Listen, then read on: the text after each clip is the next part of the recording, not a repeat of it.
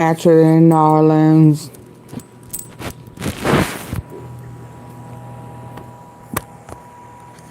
Hey, hey, hey, hey. Ooh, hey, hey, hey. Look, ma, no cavities.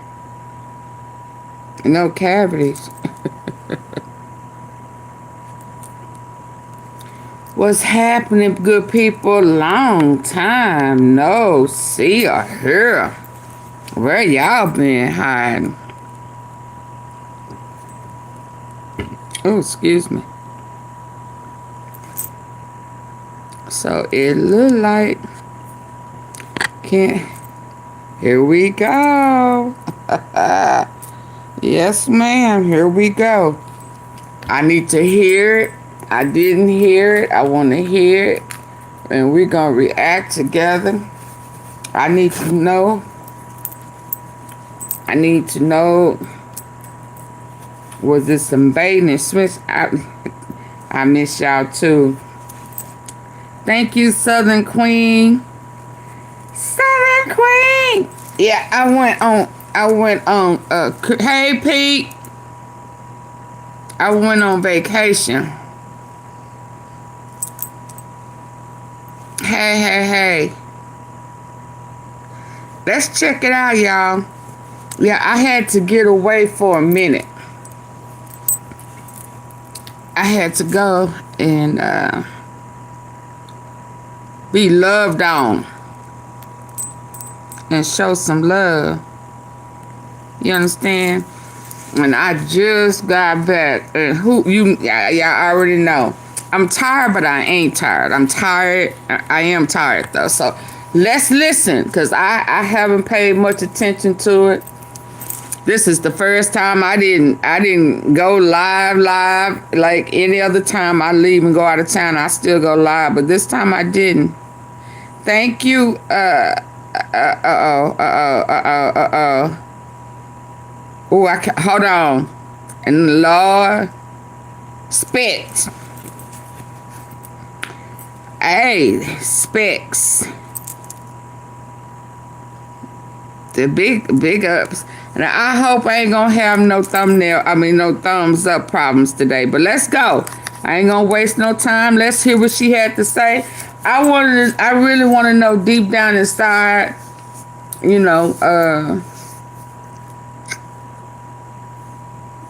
was this a way to get to know what she know? I mean, was Erika really,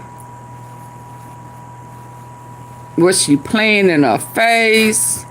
I just want to get a feel of all of that. Thank you for the paint brushes, the makeup brushes. I want to know if she was and is she gonna tell them Tims and Toms and Bet and Frack and Knackle and all them folk to back up. I see you now. I see you better now. Or is she just there to save face cause Candace on their ass? Let's hear this, y'all. Let's hear it.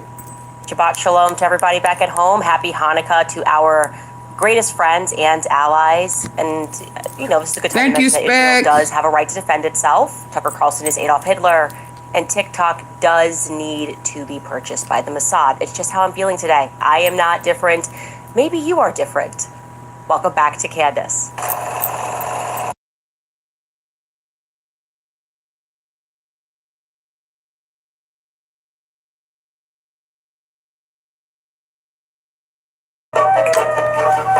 Is she celebrating? Okay, you guys are crazy. You guys are absolutely crazy. The amount of people who attacked me for sending out a tweet being like, hey, I'm good, I'm alive. We had a very productive conversation. And they were like, she got the call. She got the call. She's betrayed us. She's doing something else. I can't believe it. This has all just been a show. Calm down, okay? What do you think happened? Erika said, stop. And then I was frozen for 4 hours and 30 minutes, just like. Candace been wanting them to talk. They ain't been wanting to talk to her.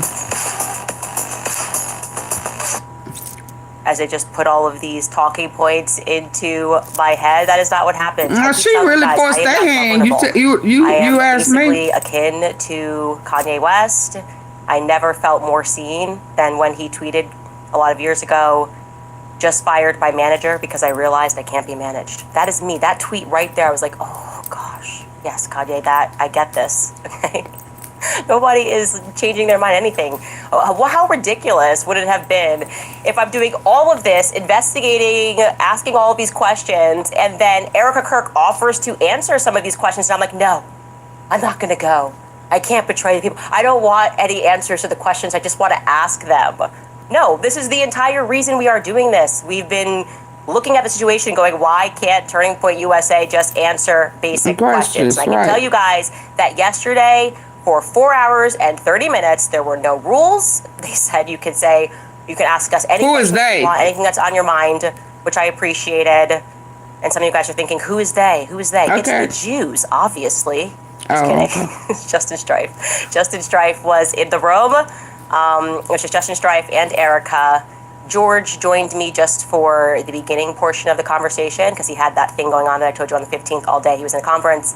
And then I brought my cousin Mia, the one that has a really bad attitude. I just bring her there for vibes. There's these people, they're like, I don't understand. What's this person doing? She had a ghetto cousin there for vibes. Yeah. To case the room.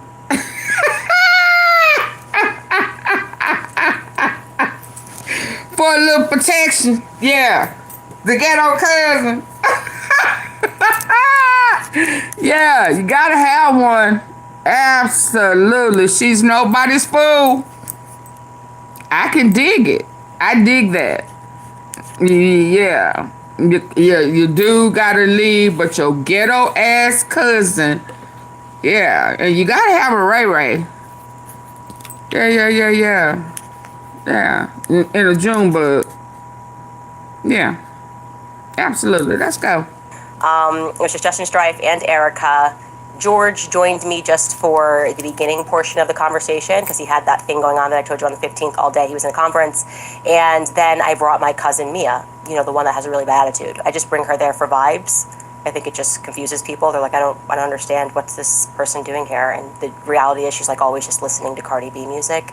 But she's my cousin, and I always have her around. And so that was it. She was kind of sitting a little bit away, but at the table, it was really just the four of us until George left. And I will be honest, I did not know what to expect going into the room.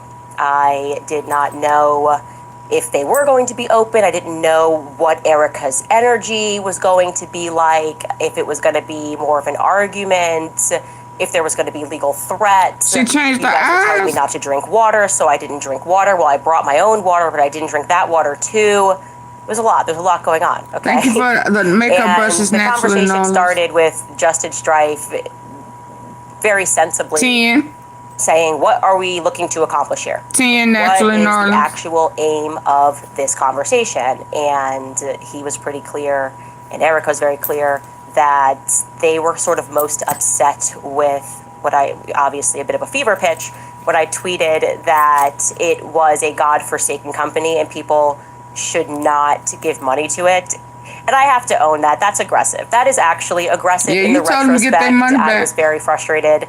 And I don't know, I felt like we weren't getting any answers and there were so many lies. And then he was pretty clear, and Erika was very clear, that they were sort of most upset with obviously a bit of a fever pitch, when I tweeted that it was a godforsaken company and people should not give money to it. And I have to own that. That's aggressive. That is actually aggressive in the retrospect. I was very frustrated. And I don't know, I felt like we weren't getting any answers and there were so many lies. And then I was getting attacked for asking all meaningful questions that was within their capacity to answer. And I told you, I definitely, my problem in life is that I can rise to anger very quickly. I shared with them that I really felt like I was under attack for telling the truth from the very beginning, like casually, when I mentioned the Catholicism thing. Like, what was that about? I was like, look, I say something in a tribute to him. Alex Clark and Andrew Colvett then jump onto a podcast and they're doing that weird interview, which is clearly aimed at me. and they've teased the interview. It was like aimed at me, but they never say my name. And that to me felt like it was the first, I don't know, the first bit of mud that was slung, which their answer for that was, hey, that was a really crazy time. A new system had to be put into place, and by no means did Erika give any person the authority to go out and say that the Catholicism thing was a lie. It kind of turned into this big thing. Whatever. Okay, that kind of obviously was not the meat of the reason that we wanted to sit down. Taxes is feeling unwell. Now Taxes is open. I will say I was immediately refreshed by the fact that one of the first things that Erika did was she owned the lies, or rather, I guess they would cage it as miscommunications that were coming from various people at the company. Like, look, this is a company with 650 people that are employed. Everybody at this time is exceedingly emotional, and they are communicating, and no matter what somebody says on Twitter, they assume that this communication has come down from management, and that's not always a circumstance. But they owned right away, which felt great, that if you guys recall, Erika sat down with Glenn Beck. I actually missed this portion because I didn't get to watch the interview in its entirety, and we were pulling clips because a lot was coming out very quickly.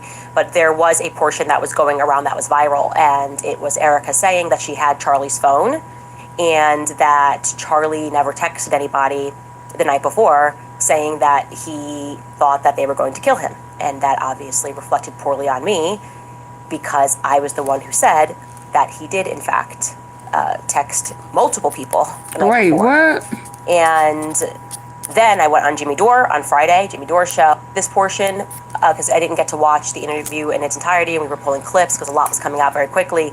But there was a portion that was going around that was viral, and it was Erika saying that she had Charlie's phone and that Charlie never texted anybody the night before saying that he thought that they were going to kill him. And that obviously reflected poorly on me because I was the one who said that he did, in fact, text multiple people the night before.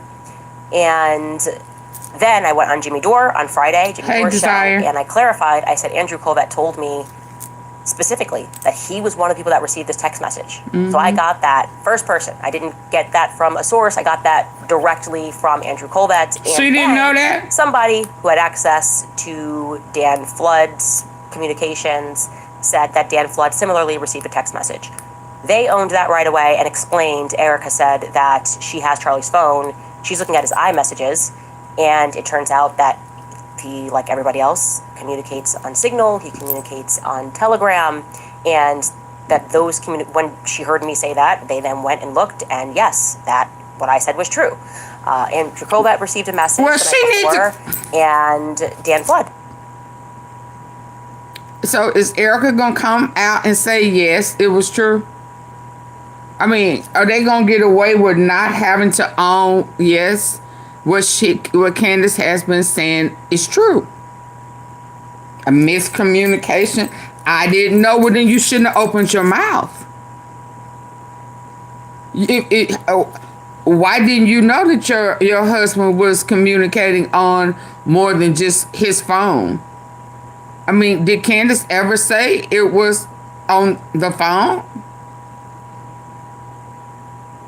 Hey, Cynthia, I mean, like, I need to hear her say, hey, Denise, I need to hear Erika out of her big mouth, ugly ass eyes say, you know what?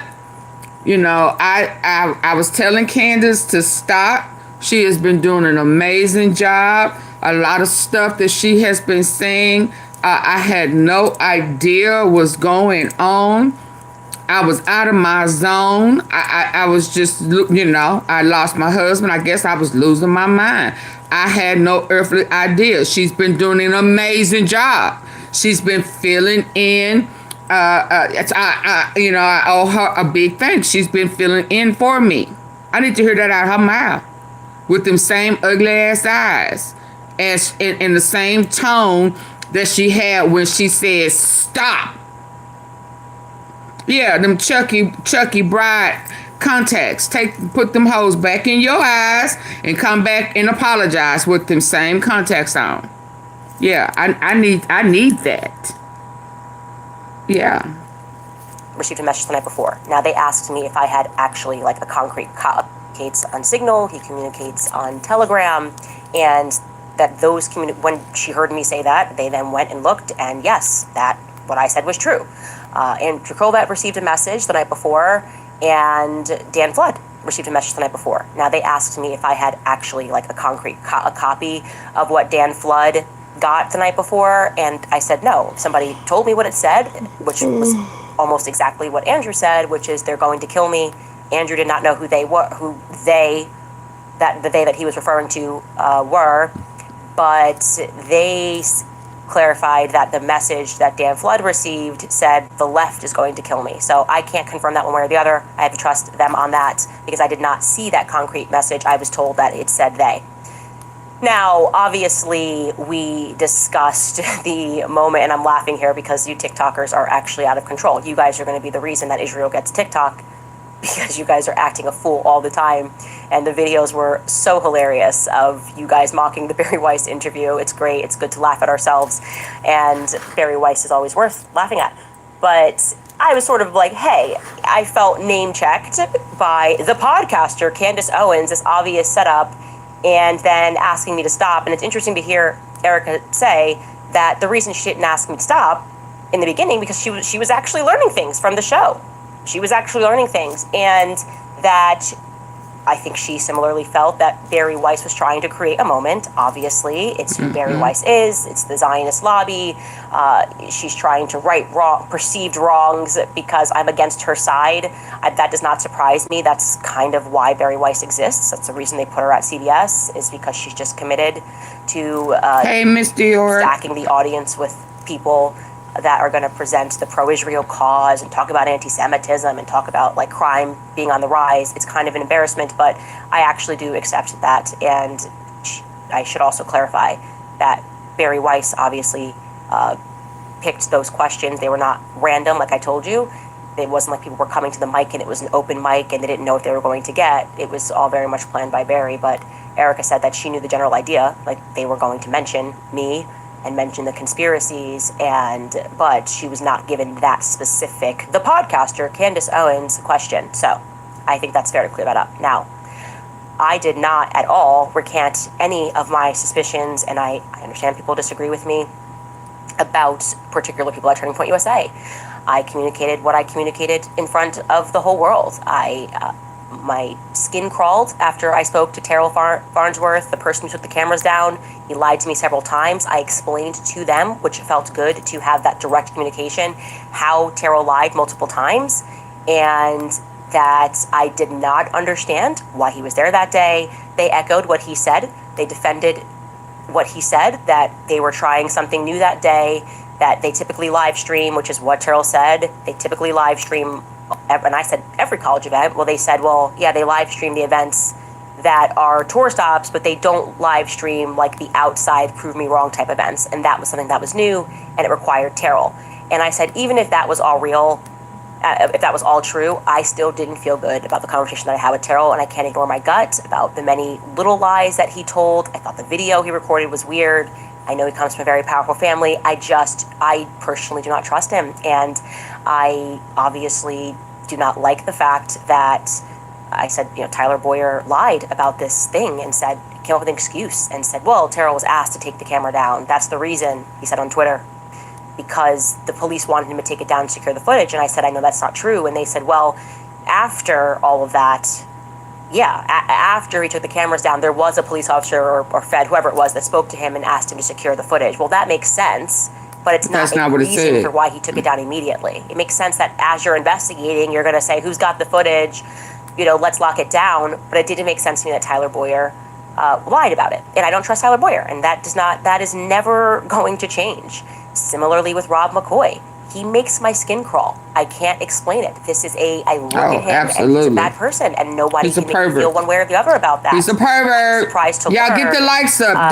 Double tap the face of your screen. Not knowing the inner workings at Turning Point USA, that Rob McCoy actually does not work with Turning Point USA in any capacity whatsoever. What is it? And I said, I know that's not true. And they said, well, hey y'all, come on, double tap the face of your screen. Get the likes up for me, please, on your phone device. It's just tap. You don't even have to tap 3 times on the ceiling if you want me. Some of y'all don't know nothing about that. But hey, y'all, come on. I've been gone, what, for 4 days? You haven't heard anybody over here saying, get the likes up, get the likes up. Get them up for me. I would greatly appreciate it. Yeah, but Rob McCoy, all of them lied. And, you know, if all she can have twice on the pipes, I thought it was twice on the wall. What's the pipes? Mrs. Tom, you making up stuff. Come on, y'all.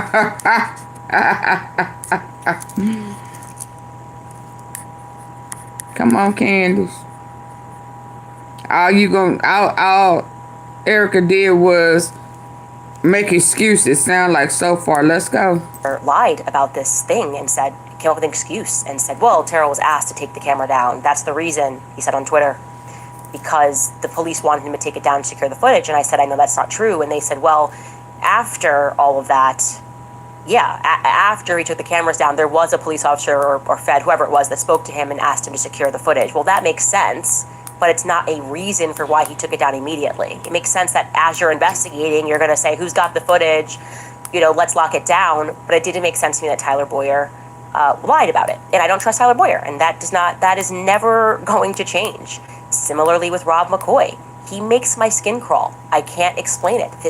I look at him and he's a bad person and nobody can make me feel one way or the other about that.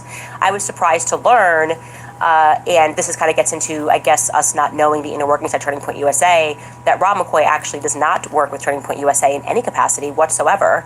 And so him communicating as he has done, like, I'm the pastor, I'm this, I'm that, it's just not real. Like, that is not real. And we should know that that's not real. And when he says that, call him out on that separately from Turning Point USA. I was operating under the assumption that he worked for Turning Point USA. And I said, if obviously that's wrong, I'm happy to correct that. But also, what were we to assume when he hit the stage at the memorial and said, I'm America's pastor, and then had the Wikipedia updated and said, well, I'm assuming he had it updated because who else would do that he started Turning Point USA Faith. So I guess, to be clear, we were just wrong about that. And I will have a lot more to say about Rob McCoy and where I believe he fits into a lot of things. So I'm not letting up on that. Now, one piece of this where I still don't understand it, and the magic bullet. Okay. Now, we all recall what happened. I casually say on the show, hey, I saw the footage, there was no blood. And honestly, when I said it, I didn't process how big of a deal that was with the 30-06. Very quickly what happens is Andrew Colvett whips up this tweet about what happened with the bullet, and he said he wanted to address all of the discussion that was being had about the online chatter. I'm obviously paraphrasing here. He says, I apologize, it's going to get graphic, but he spoke with the surgeon. The bullet should have gone through. The surgeon then explained that what he's typically seen on these wounds, and basically this was all a miracle. Charlie saved lives, even in death. And the internet clocked it, this miracle, the healthy bone. His bone was so healthy and the density was so impressive. Like, this is a quote, by the way. His bone was so healthy. I want to read it. This is allegedly from a surgeon. Quote, his bone was so healthy and the density was so impressive that he's like the man of steel. It should have gone through and through. It likely would have killed those standing behind him too. And we were just like, that kind of was like the beginning of the WTF, right? I feel like that was kind of the beginning of it.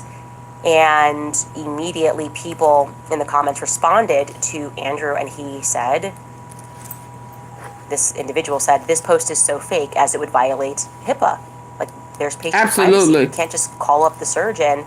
And then Andrew Colvett replies and says, rest assured, I would not have posted without full permission. Now, he said he spoke to the surgeon, and they confirmed that Andrew spoke to the surgeon, but that they did not know that he was going to write that tweet. They did not know that he called up the surgeon. So, like, it very much came across to be like Andrew was just flying by the seat of his pants. I don't know. Like he was just flying dark on me, and I was like, that seems very strange to me because why would a surgeon do that? Like the first thing the surgeon cannot give the information on another patient. I don't even know. In theory, Andrew wasn't even there when Charlie died. I don't even know why the surgeon even knows this guy, actually. Mm-hmm. Maybe he hung around after, but, you know, Andrew was not one of the people that got to the hospital or anything like that. So this is quite literally the PR guy who's calling the surgeon. And so that just seems very inappropriate for a person to do, period. And I would say it was kind of the beginning, but that was what I got from that. Now, obviously, we discussed the security. I brought up Brian Harpole, this interview with Sean Ryan, and I think we can believe Turning Point when they say that they did not approve of this. They had no idea he was going on Sean Ryan. I think that's pretty clear. I don't believe he works there anymore.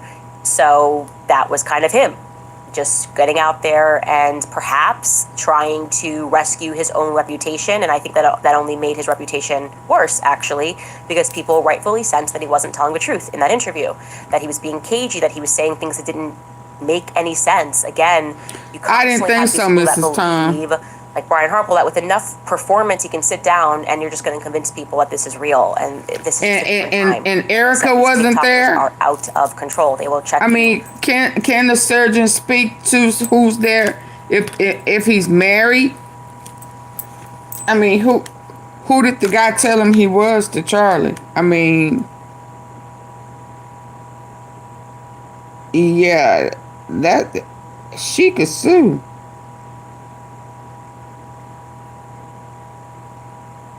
He could be in real big trouble. And, you know, he was new too, remember? He was just flown in. So he comes into a whole new location, breaking rules, HIPAA laws, now breaking laws to people he don't even know. Because he was a new surgeon. Yeah, okay. In 4 seconds, okay? Huggies Double Grip Strips versus Baby Gear. Will it stay put? A toy piano? Yep. Oh. Things that, the biggest piece of this that I want to communicate, and that I did communicate to them, and I hope that they took me seriously on this, or rather that they take my strong advice on this. I said, one of the reasons why I really want to sit down is because I want to walk out of here and feel confident saying to my audience, hey, like, there's stuff going on behind the scenes. No, boo-boo. You want to walk out of there. Let me say that for the ones in the back. You want to walk out alive. A-L-I-V-E. You remember, they were supposed to take you down. Red bean, 5 minutes in. Oh, no. Yeah, you want to bring us back the truth, but you also want to come out alive. Okay. But Tyler Robinson shot Charlie Kirk. Like, that, more will come out, but you can take it from me that this is what happened. I was looking to achieve that because there's been a lot of signaling from various people, this that I want to communicate, and that I did communicate to them. And I hope that they took me seriously on this, or rather that they take my strong advice on this.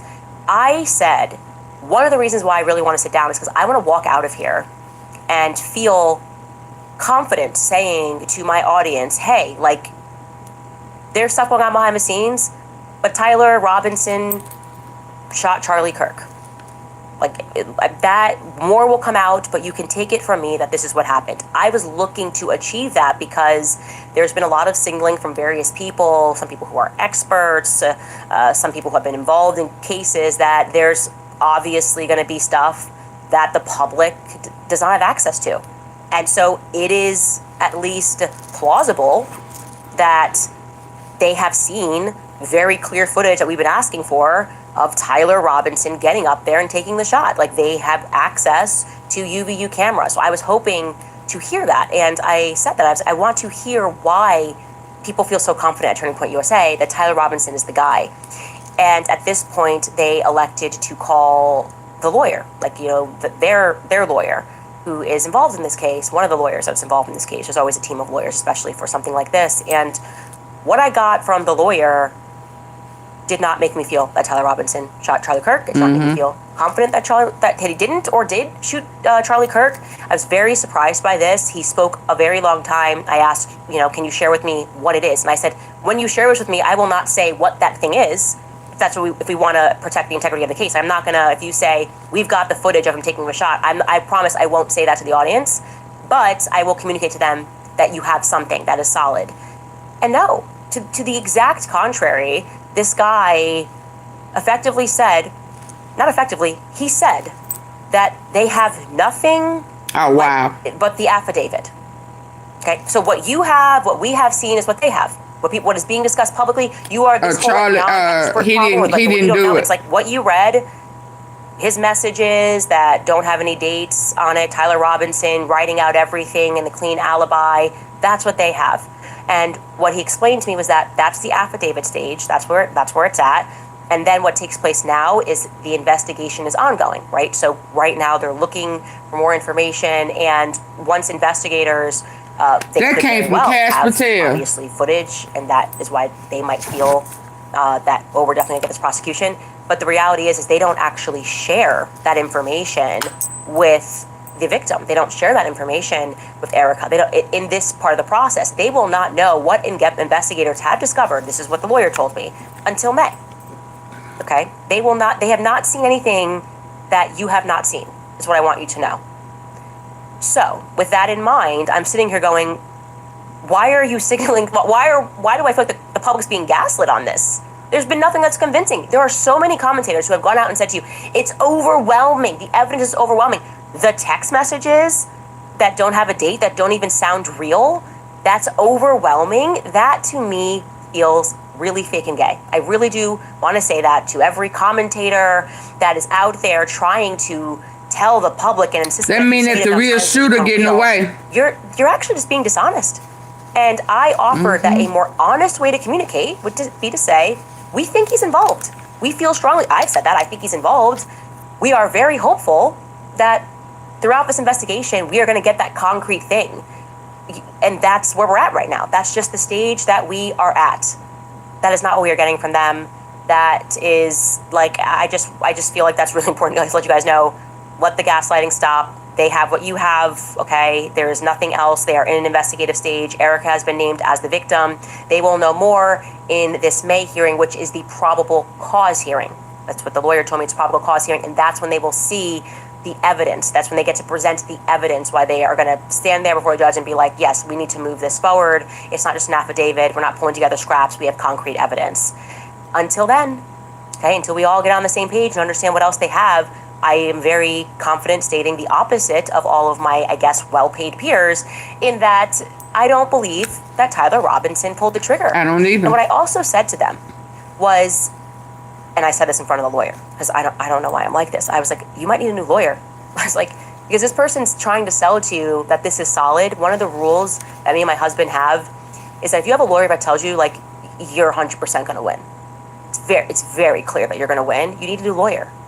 Okay, that's a cheerleader. That's not a lawyer. A lawyer, even if you should 100% win, should be telling you the risks here. I feel good about this case. Like, let me talk real to you. I feel good about this case, but here's where things could go wrong. I want you to understand those risks that are involved. We don't have this yet. We don't have that yet. And especially given what I told them, which is your lawyers, or the investigators rather, not their lawyers, because they're not the ones investigating. It's the state of Utah that's investigating. They have not called the one solitary person, as I told you guys, who filmed as he was on the roof. Remember the guy that's like, oh, there's somebody on the roof, and he sees him crouch down.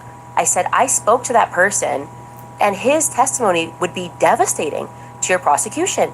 He saw the person on the roof, he filmed the person on the roof at 12:23 p.m., and he did not see that person take the shot. And this is not some random student. This is a guy who trains people to shoot guns at a range. He knows guns, okay?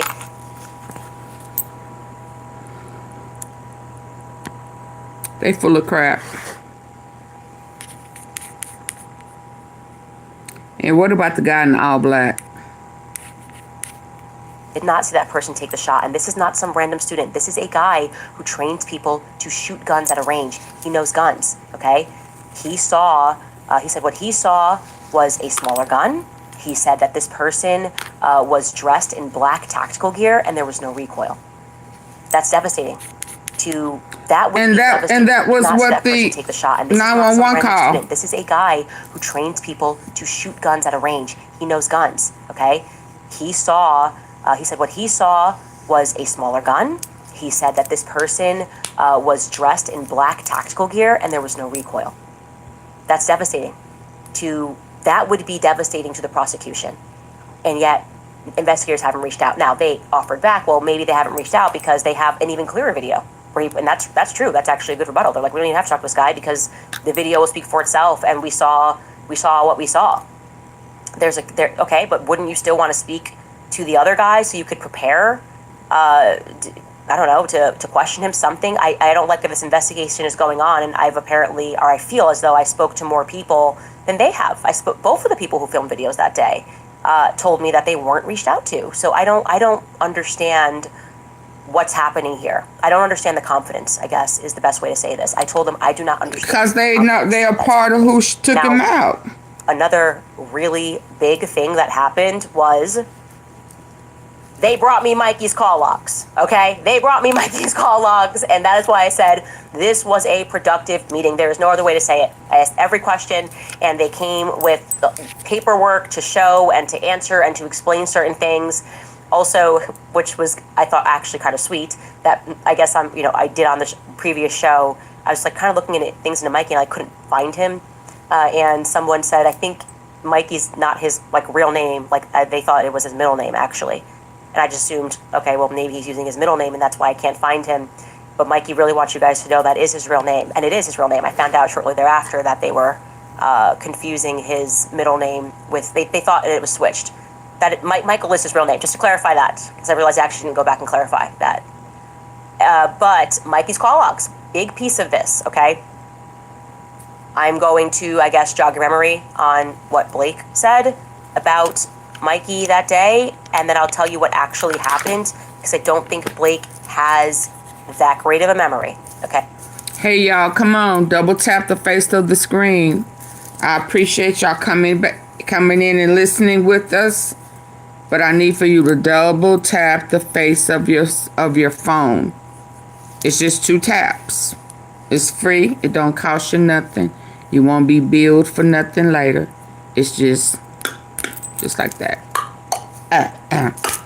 Do. Ow!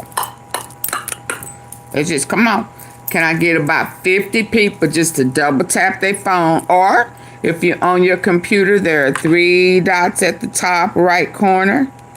Way up there, yeah, it's 3 dots. If you can tap those 3 dots, it'll take you to the like button. Hey, Monty Trucking. Hey, I'm back. Come on, y'all. Double tap. Double tap. Double tap.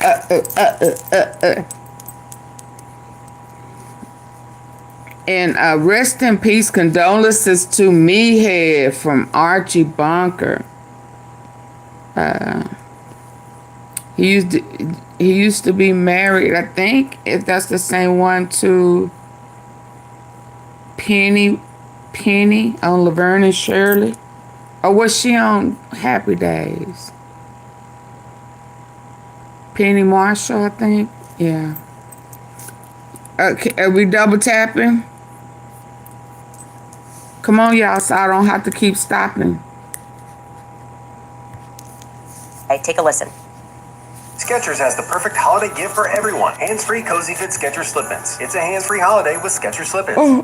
Gary, what are you doing here? I just want to talk. No threats, no drama, just a conversation. I didn't sleep at all last night. So I was not with Mikey, or I don't remember being with him. I think I was ahead of him as we left. And then we get out, and I run for... The liar. Can't have been more than 15 or 20 seconds. And then I Thank realized you, there hasn't been Ozzy another Bev. shot, so the shooter has likely been detained or Thank stopped you. or something. Not in immediate danger. I pause, I look around me, and I see Mikey. And I see Mikey there. And truthfully, I will never forget what I saw, because I've seen From Mikey Australia. almost every day for the past 2 years. Woohoo! Shout out to Australia. He's a very bubbly guy. He's a very happy guy almost all of the time. And I'll never forget what I saw, because it was clear in the moment that he was profoundly freaked out. What I'll always remember is the way his Lake has Lips was shivering. that great of a memory. Lying. Take a listen. But So I was not with Mikey, or I don't remember being with him. I think I was ahead of him as we left. And then we get out, and I run for, can't have been more than 15 or 20 seconds. And then I realized there hasn't been another shot, so the shooter has likely been detained or stopped or something, not in immediate danger. I pause, I look around me, and I see Mikey. And I see Mikey there. And truthfully, I will never forget what I saw, because I've seen Mikey almost every day for the past 2 years. I know his personality very well. He's a very bubbly guy. He's a very happy guy almost all of the time. And I'll never forget what I saw, because it was clear in the moment that he was profoundly freaked out. What I'll always remember is the way his lip was quivering, which I'd never seen before. And you very rarely see from someone that he was freaking out. And then I think he literally said to me, I might be imagining this, but I think what he literally said was, he was looking around, and then he says, yay! I need to call Erika. And then he takes his phone. Thank God for the regular and he begins shift. calling Erika. And I don't want to disclose how that call unfolded, but he did that. Your mind extends all of this, but that is happening within a minute of all of this occurring. I remember he calls Erika. Around the same time, I pull out my phone and I call my mom just to say, Mom, there's been a shooting. You're going to see it on the news. I'm okay. Pray for me. I've got to go. And I remember that call. And around the time I put that phone away, and then he immediately calls. No, they're awful Dad, liars. Rob McCoy. And he says, Dad, someone shot Charlie. You need to call all of your pastor friends. Charlie was hit. We need everyone to pray right now. And that's what it's he just told me. blowing my mind that they didn't dial 911. Okay, so that's just not right. And so when he says, I might be imagining this, for I'll never forget, followed by I might be imagining this, probably means that maybe you forgot and like you really could be imagining it. Like you lying. I think the normal physiological response in these high adrenaline situations for most people is you lock in. That they're literally your body, when it goes through something, when it's terrified, it is going through sort of like you are really paying attention to details. We've learned about this many times over in health class growing up. This is why they talk about that fight or flight response, and quite literally there's stuff happening to your body. And so there's a lot of details here that are just not accurate. And the one that surprised me the most about these call logs is I certainly feel that we were given the impression over and over and over again that the first person Mikey called was Erika. That's what he said. He called Erika. That's what he said, Fred. That's what he said. Many people also that he trained, like he almost went to a camp and trained, and Charlie was like, 1, 2, 3, go, and fast, 1, 2, 3, go. That's why he walked away. 1, 2, 3, go, and just told him, this is what the first thing you do is. Well, he didn't do that. Actually, the first person he called was his wife. He called Elizabeth McCoy. Also, And then he stayed on the phone with his wife for 10 minutes. And during those 10 minutes, he three-wayed. You lying. So at one point, he called his dad first. Said call up all the pedo preachers. Yeah, and pray for Charlie. He been hit. Hi, Gat Pat. Hi, Catherine. Now, then we heard that he called Erika first. Now that the caller, where is Mikey?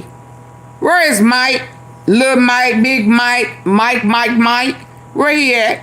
Because he done lied. Now he called his wife and talked 10 minutes. No 911 call. It should have been 50 million 911 calls. However many of them turning point people who get paid by turn, they all should have been dialing 911. Why not? So he didn't call Erika, nor did he call his dad. He called his wife and talked to her for 10 minutes. Lord, let the truth be told. Erika, 3 minutes after the shot went off, and then he three-ways his father, and then he three-ways a third. I certainly feel that we were given the impression over and over and over again that the first person Mikey called was Erika. That's what he said. He called Erika. We were told this by many people also that he trained, he almost went to a camp and trained, and Charlie was like, 1, 2, 3, go, and fast, 1, 2, 3, go. go, go. That's why he walked away. What did he go? And just told him, this is what the first thing you do is. Well, he didn't do that. Actually, the first person he called was his wife. He called Elizabeth McCoy. And then he stayed on the phone with his wife for 10 minutes. And during those 10 minutes, he three-wayed Erika 3 minutes after the shot went off. And then he three-ways his father. And then he three-ways a third person who I am not interested in mentioning because it's not relevant.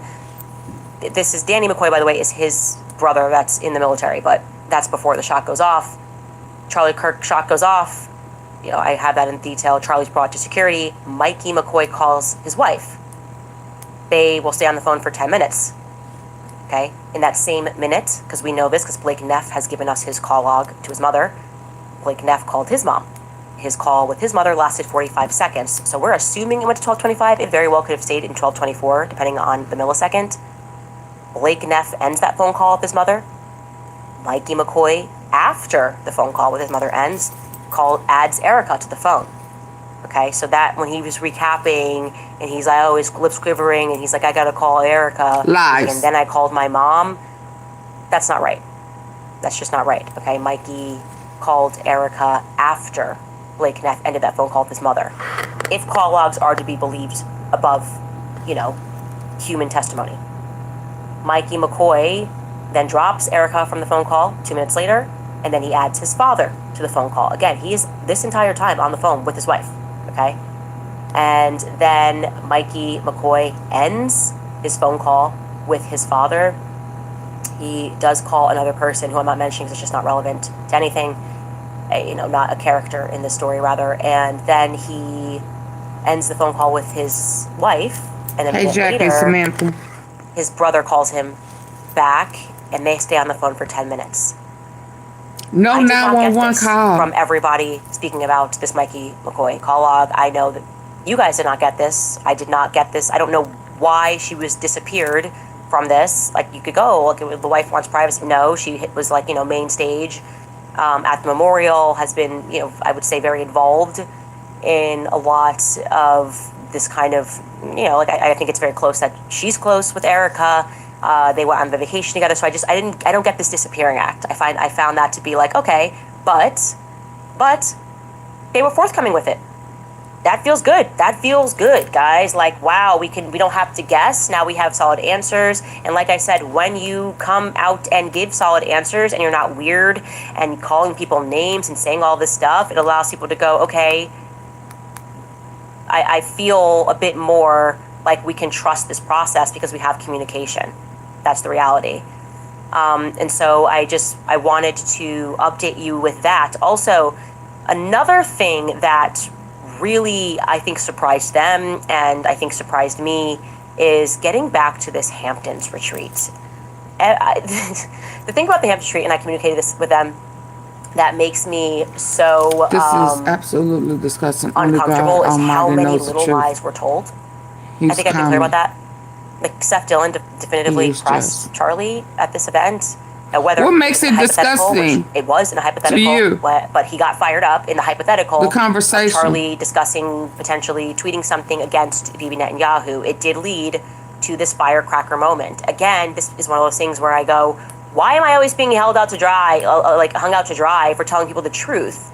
Especially when I wasn't going, oh, well, Seth Dillon killed Charlie Kirk. I just, this happened. It factually happened, and yet everybody's kind of putting out these weird statements, and they're not being honest in them. And I was saying to them, that made me feel really weird, and I would love to know more about this Bibi Netanyahu offer the evil that continue. Okay, I to the get next it. level.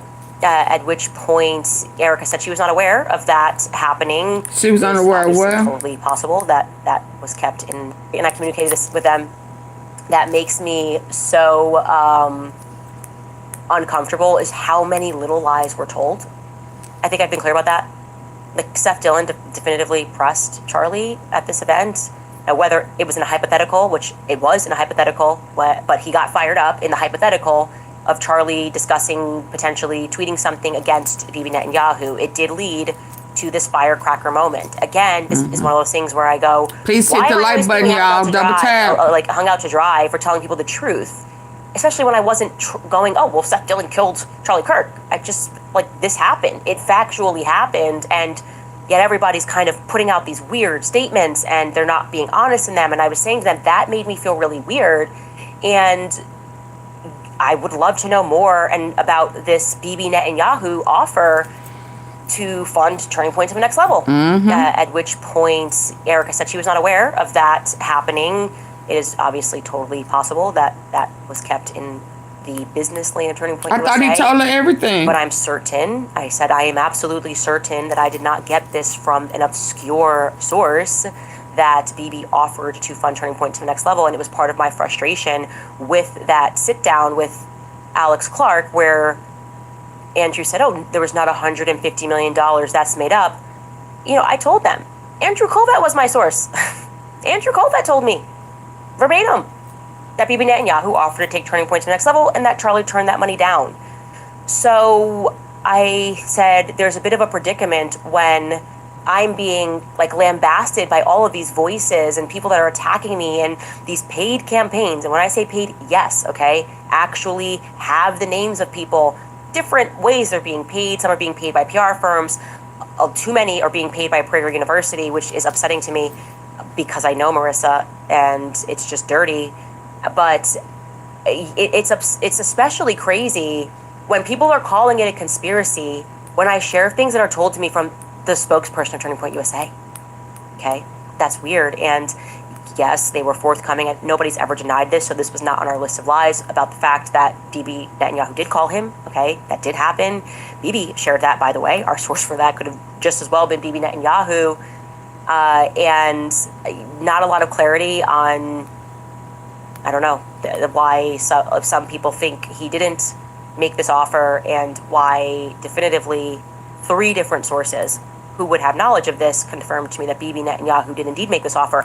I never said $150 million ever, not once on the show. I wouldn't have even said that, by the way. If you said take Turning Point to the next level, I actually would have assumed it was more, if I'm being honest. Oh, wow. That's a hefty offer, and it leads to a lot of questions. So there was not a lot of clarity there.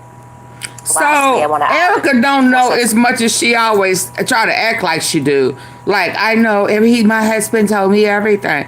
Hell, I thought when he came home from work, he threw his phone in the junk drawer. I mean, which one is it? She can't make up her mind. You know, she can't. So it's quite a bit of stuff that she keep. Now she's saying that I don't know. Well, I thought you did. I mean, your stop or no or whatever her stern, you know, a Chucky Bride look was, and now we're finding out that you don't know shit. Yeah, you were left in the dark. If we gonna believe that. That's if we gonna believe it. I don't believe her. But I need for y'all to double tap, double tap, double tap, double tap, double tap. I don't believe nothing she say. Yeah, I think that she is pro-Trump. And they should have never removed their Romania angels or Romania ministry from the internet. And they should have never removed Trump pageant, her Trump affiliation before she met Charlie. Because now it's like it's intentionally removing it because they have something to hide. Because see, now I need to know what was she doing between 2012 and 2019. Yeah, we need to know what was she doing since y'all want to scrub the internet. What was she doing? Where's some pretty pregnancy pictures? Let's see some babies. You know, you had an orphanage in Romania's babies. You don't want nobody to see your kids. You and Charlie kid. We can't tell you which one look like who. Ooh, ooh, that baby pretty. That baby got the mama eyes. Why we can't see that? Why we can't see which one of her kids got them Chucky Bride eyes? Yeah, because those probably them orphanage kids. Stage pictures. Everything is staged. Sound like, don't it? But I need for y'all to come on, double tap real quick. The quicker we can get these likes up, the quicker we can move forward. Thank you, Naturally Nolan. She said, Auntie, oh, yeah, that was Naturally Nolan's. Thumbs up, y'all. Hit the thumbs up. Hit the thumbs up. Hit the thumbs up. Hit the thumbs up. Hit the thumbs up. Thank you. She dirty. They all are political figures. Powers to be all filthy. I don't think all of them are. I just think the ones that are filthy. I do not want to lump everybody in it. You like the picture I'm seeing floating all over. Kamala Harris not in them files. Biden nor Obama. I'm just not gonna put all political parties figures in a whole bucket. That's like saying no. I'm just not. The ones that have been, they dirt surfaced. But if they dirt don't surface, I'm not gonna put them in the gumbo. I'm just not gonna do that. Majority, okay. Yeah, I'll go with majority.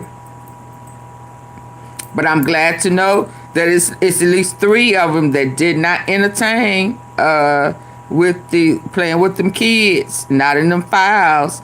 Don't have their own condom.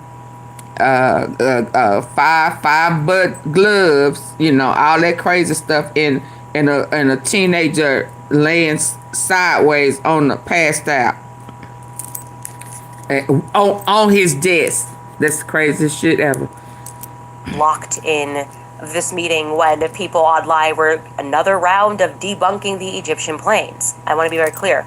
We discussed the Egyptian planes, and I have since worked on an incredible document about the Egyptian planes, which we are going to put up on our website, because I realized that when we shared that spreadsheet, people assumed that one of the columns, which was actually saying where the planes landed on that day, because it was plus or minus 3 days, was exactly where Erika had been on that day, and that was inaccurate. And so for That's clarity, not what you I had said. been working on the last week on turning it into an interactive timeline that we can put up on our website. Never said she was on the plane. These Egyptian planes are incredibly shady, and that they were in fact tracking Turning Point USA, Faith, broader events. Of course, Erika was at some of them, Charlie was at some of them, but it is the pattern here is undeniable. So let the naysayers and people make videos trying to, 5th round debunk these planes. I also want to say to you that I feel very confident that I know why these planes have caused such panic, and it is because there is overwhelming evidence that these planes regularly fly in and out of Israel. And I'm going to present that evidence tomorrow. I say that strongly. This is the I feel very confident saying Egyptian planes are flying. Yeah, that's when they started panicking. Planes, because once I was able to connect people that were on those planes onto other Egyptian planes, I was able to realize that these planes are flying in and out of Israel and turning their transponder off each time that they do it. That is now makes perfect sense of why there was this mass panic, right? It's not exactly like we have a strong Egyptian lobby in the United States. Now we're like, whoa, well, those darn Egyptians again are trying to get TikTok censored. I mean, every person in the game, Barry, acting. Well, these are the usual suspects that act if something is a threat to Israel, okay? Which is, they should have just been forthcoming, pretending that it was changing apart. Instead, they're trying to gaslight us, and they're actually, frankly, just pissing me off. So I became locked in on these Egyptian planes, because that's how I am, okay? You keep pushing me and keep pushing me, I'll become an expert on these planes. I'll learn how to build an Egyptian plane.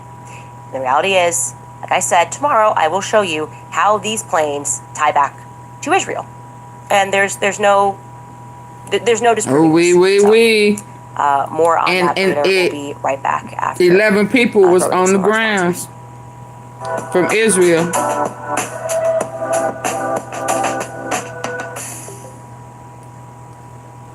Look at the difference between this eye and this eye. That is incredible. This is the Liquid Lash Extensions Mascara by Thrive Cosmetics in shade Crystal. This tubing mascara goes Get the lights up, I'll bring it back. That's incredible. I swear by this mascara to give me the longest lashes, and it actually lasts all day. It's a tubing mascara that instantly creates a Get look the lights of up, lash extensions. Come on. Won't clump All right, you guys. It was 193. It was 213 people. It only had 97 likes. Y'all get the likes up. Make the numbers of people match the likes. Double tap the face of your phone if that's your listening device. Is that how you ear hustling tonight? Are you on your phone? If not, if you're on your computer, hit the 3 dots at the top right corner. Let's go, let's go, let's go. Get the likes up. Let's go, let's go.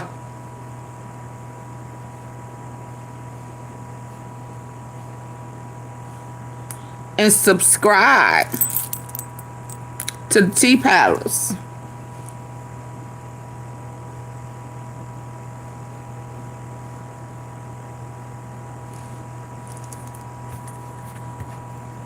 They double down on abortion. We know that we have to double down on supporting life. Through our partnership with Preborn, we can help save babies and support mothers that are in need every day. Well, honestly, the answer is Rumble. And this is the moment that you can make the switch. Your voice. Another thing, you guys may have been noticing that I want to say, first and foremost, I just got a live update that I thought it was Danny McCoy on the call log. I should totally correct that, and I will correct that, and we'll be sure to trim it in post here. But it is not Danny McCoy. It is Danny, another one of Charlie's assistants. So I will correct that. Please correct that. Leo. Videos, not Danny McCoy. Thank you, Leo. Called him and then called him after. That is another assistant of Charlie's. So we want to be accurate. I don't know why I assumed it was Danny McCoy in my head. I may have done that. Okay, another thing. You guys may have been noticing that we are getting into this weird space where they seem to be almost writing like Candace Owens fan fiction. I can't even reply to things, and a lot of you sense that this was because we were getting close. I agree. I fully agree that these attacks, which have grown hysterical, like I can't even begin to tell you the conversations between me and my PR person. I'm like, there's nothing to respond to. I mean, there's not even one sentence of this that is true. Case in point, by the way, New York Post does this article today. We were actually laughing, okay, like inside Candace Owens' sadistic and dangerous world, monetizing baseless conspiracies. This is after, by the way, they changed my husband's Wikipedia and said that he was a Qatari, like he had a Qatari passport or citizenship. I don't think my husband's ever even flown over Qatar. I could be wrong, but I know he's never been to Qatar. I don't think he's ever flown over Qatar. And they're just making it up, and then they make it trend no matter what it is. And I'm like, this is happening. It's like a psychological operation because they're trying to keep us constantly responding as opposed to focusing on our investigation, which is why I spent this weekend and I just kept down on the Egyptian planes. Because it's completely crazy. And when you see a media storm like this, it can only be happening because Zionists are locking arms and going attack, because they by and large control the media. They just do. Okay? One way or the other, Zionists control the empire medias, and they are scared about something in this investigation. We've noticed that from the very beginning. So they wrote in this article, the New York Post, just to give you an example of how insane this is, they said they had an inside source that told them that while I was at the Daily Wire, I just fought with people from the very source that in my first week, I threw my car keys at a producer and expected them to park my car. That sentence genuinely made me laugh so hard because I never once in the entire time that I worked for the Daily Wire did I ever drive my car to work. Okay, I just didn't. They had a driver that took me there. So I don't know why I would suddenly take the driver's keys and then throw it at somebody, but quite literally, I never drove the Daily Wire. So it's just when I say fan fiction, I'm like, this is fan fiction. Secondly, they say I did that to a producer and that I conducted demanded others to do my research. I stand with Candace too. I have always done my own shows. I can't read a script. I riff my shows. I think that's pretty obvious. That I demanded a huge studio, attempted to use their PR firm to get the cover of People magazine, like full fan fiction. There's not even a shred. I don't even think we ever had a conversation about People magazine because that would not be a normal outlet for any conservatives. That I wanted to be on the cover of People is insane. And they said that their sources, also said that like my team hated me. My team came with me when I got fired. My whole team's here. So I was just going, okay, what is happening here? Why are we talking about Qatar? Why are they making these things up? And I have come to the same conclusion as you. It is because we are dangerously close to something. Absolutely. Pushing on the Huachuca Air Base, which we are doing, and tomorrow we are going to get back into the investigation. We're just going to ignore the noise because, Yes. as I have said and as I have maintained, I believe that Charlie was betrayed by people that are close to him. And I asked that question in the meeting. I'm like, okay, if we can agree that everyone around, I was like, I know there are people at Turning Point, they're not good people, right? And it's feasible that people, if they have addictions, that they, you can definitively get yourself in a scenario where you are willing to sell somebody out. This is a massive organization. How can we so confidently state that nobody had anything to do here, to do with anything here? And I think that one of the things that Erika was like, well, I'm not like a feminist, and I didn't want the vibe of that, which I think it did come across like a bit of a feminist, to say like, this is all my family. I'm like, how could this all be your family? I know people in this family, and they're not good people. I wouldn't even do that with my own family, okay? I got people in my family, like we all do, who aren't exactly walking a straight arrow in life. Yeah, they're dirty. Yeah, so I've communicated that. I have not changed my position on that. I am not going to stop researching the characters in this. Because they like her family. Girl, you don't know these people. Further to sort of them just creating and making or do you? That people hold up. Are you saying that they your family because y'all all in this elite pyramid where y'all parents are freakazoids and then pimped y'all off and use y'all as for blackmail and y'all all, some of them are groomed ass kids. So are you in the groomed family? Yeah, that's a possibility. All of y'all have been groomed. Y'all like them Stepford wives and husbands and stuff. Conditioned. MK Ultra. Y'all are the survivors of the mind manipulation. Y'all were mind upped and then actually, taken advantage of. Yeah, now that I can see. But other than that, you don't know these people. Neither did Charlie. And yeah.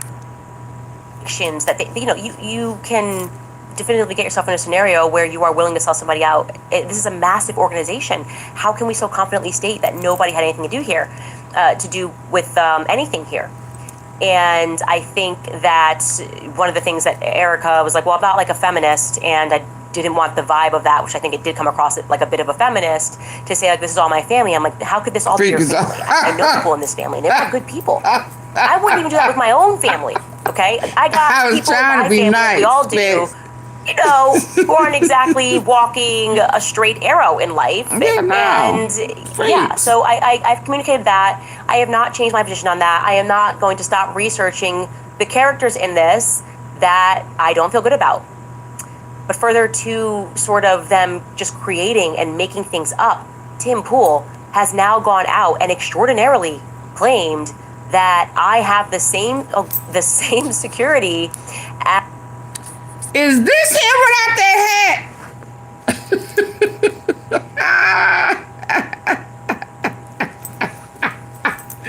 Now, I was saying to myself that I wasn't going to go in on nobody since I'm just coming back from being out of town.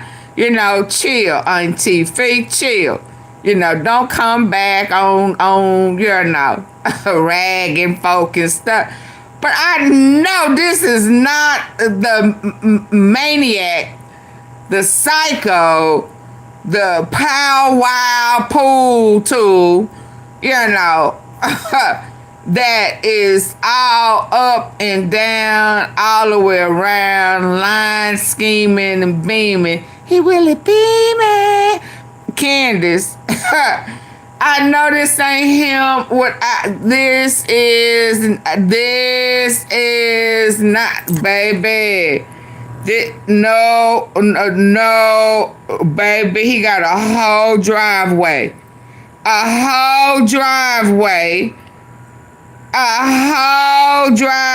With some gold ass teeth. I know you lying. The one that was having a whole powwow. Girl, you better stop. Girl, you ought to be ashamed of yourself. Girl, go to the beauty shop and get that some glue, put right there. Lace front that on down. Lace front that. Make you feel better about yourself. Yeah, because you just mad because you ain't got no hair. Them edges is gone. You need a man weave. Huh? You need a man weave. You need a lace front. You need to lay that glue down. Yeah. And leave Candace alone. Yeah. You need a weave. Yeah. Yeah. It's your ghetto ass. Yeah, you can go and get you a Temu, Sheen, Shine.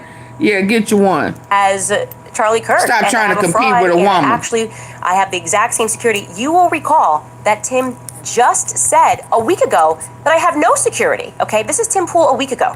He was Further PMSing. to sort of them just creating. She and was making things up. PMSing. Got Tim that Pool George has now Jefferson. gone out and extraordinarily Ooh-wee. claimed that I have the same, Ooh, Trump security baby, he needs as a lace Charlie Kirk, front. and that I have a fraud, and that actually I have the exact same security. You will recall that Tim You ought to be just ashamed said of a week yourself. ago He looked that I have totally no different. security. Okay, this is Tim Pool a week ago. She is burning everything down, But take that beanie off. gloating and smiling while she does it.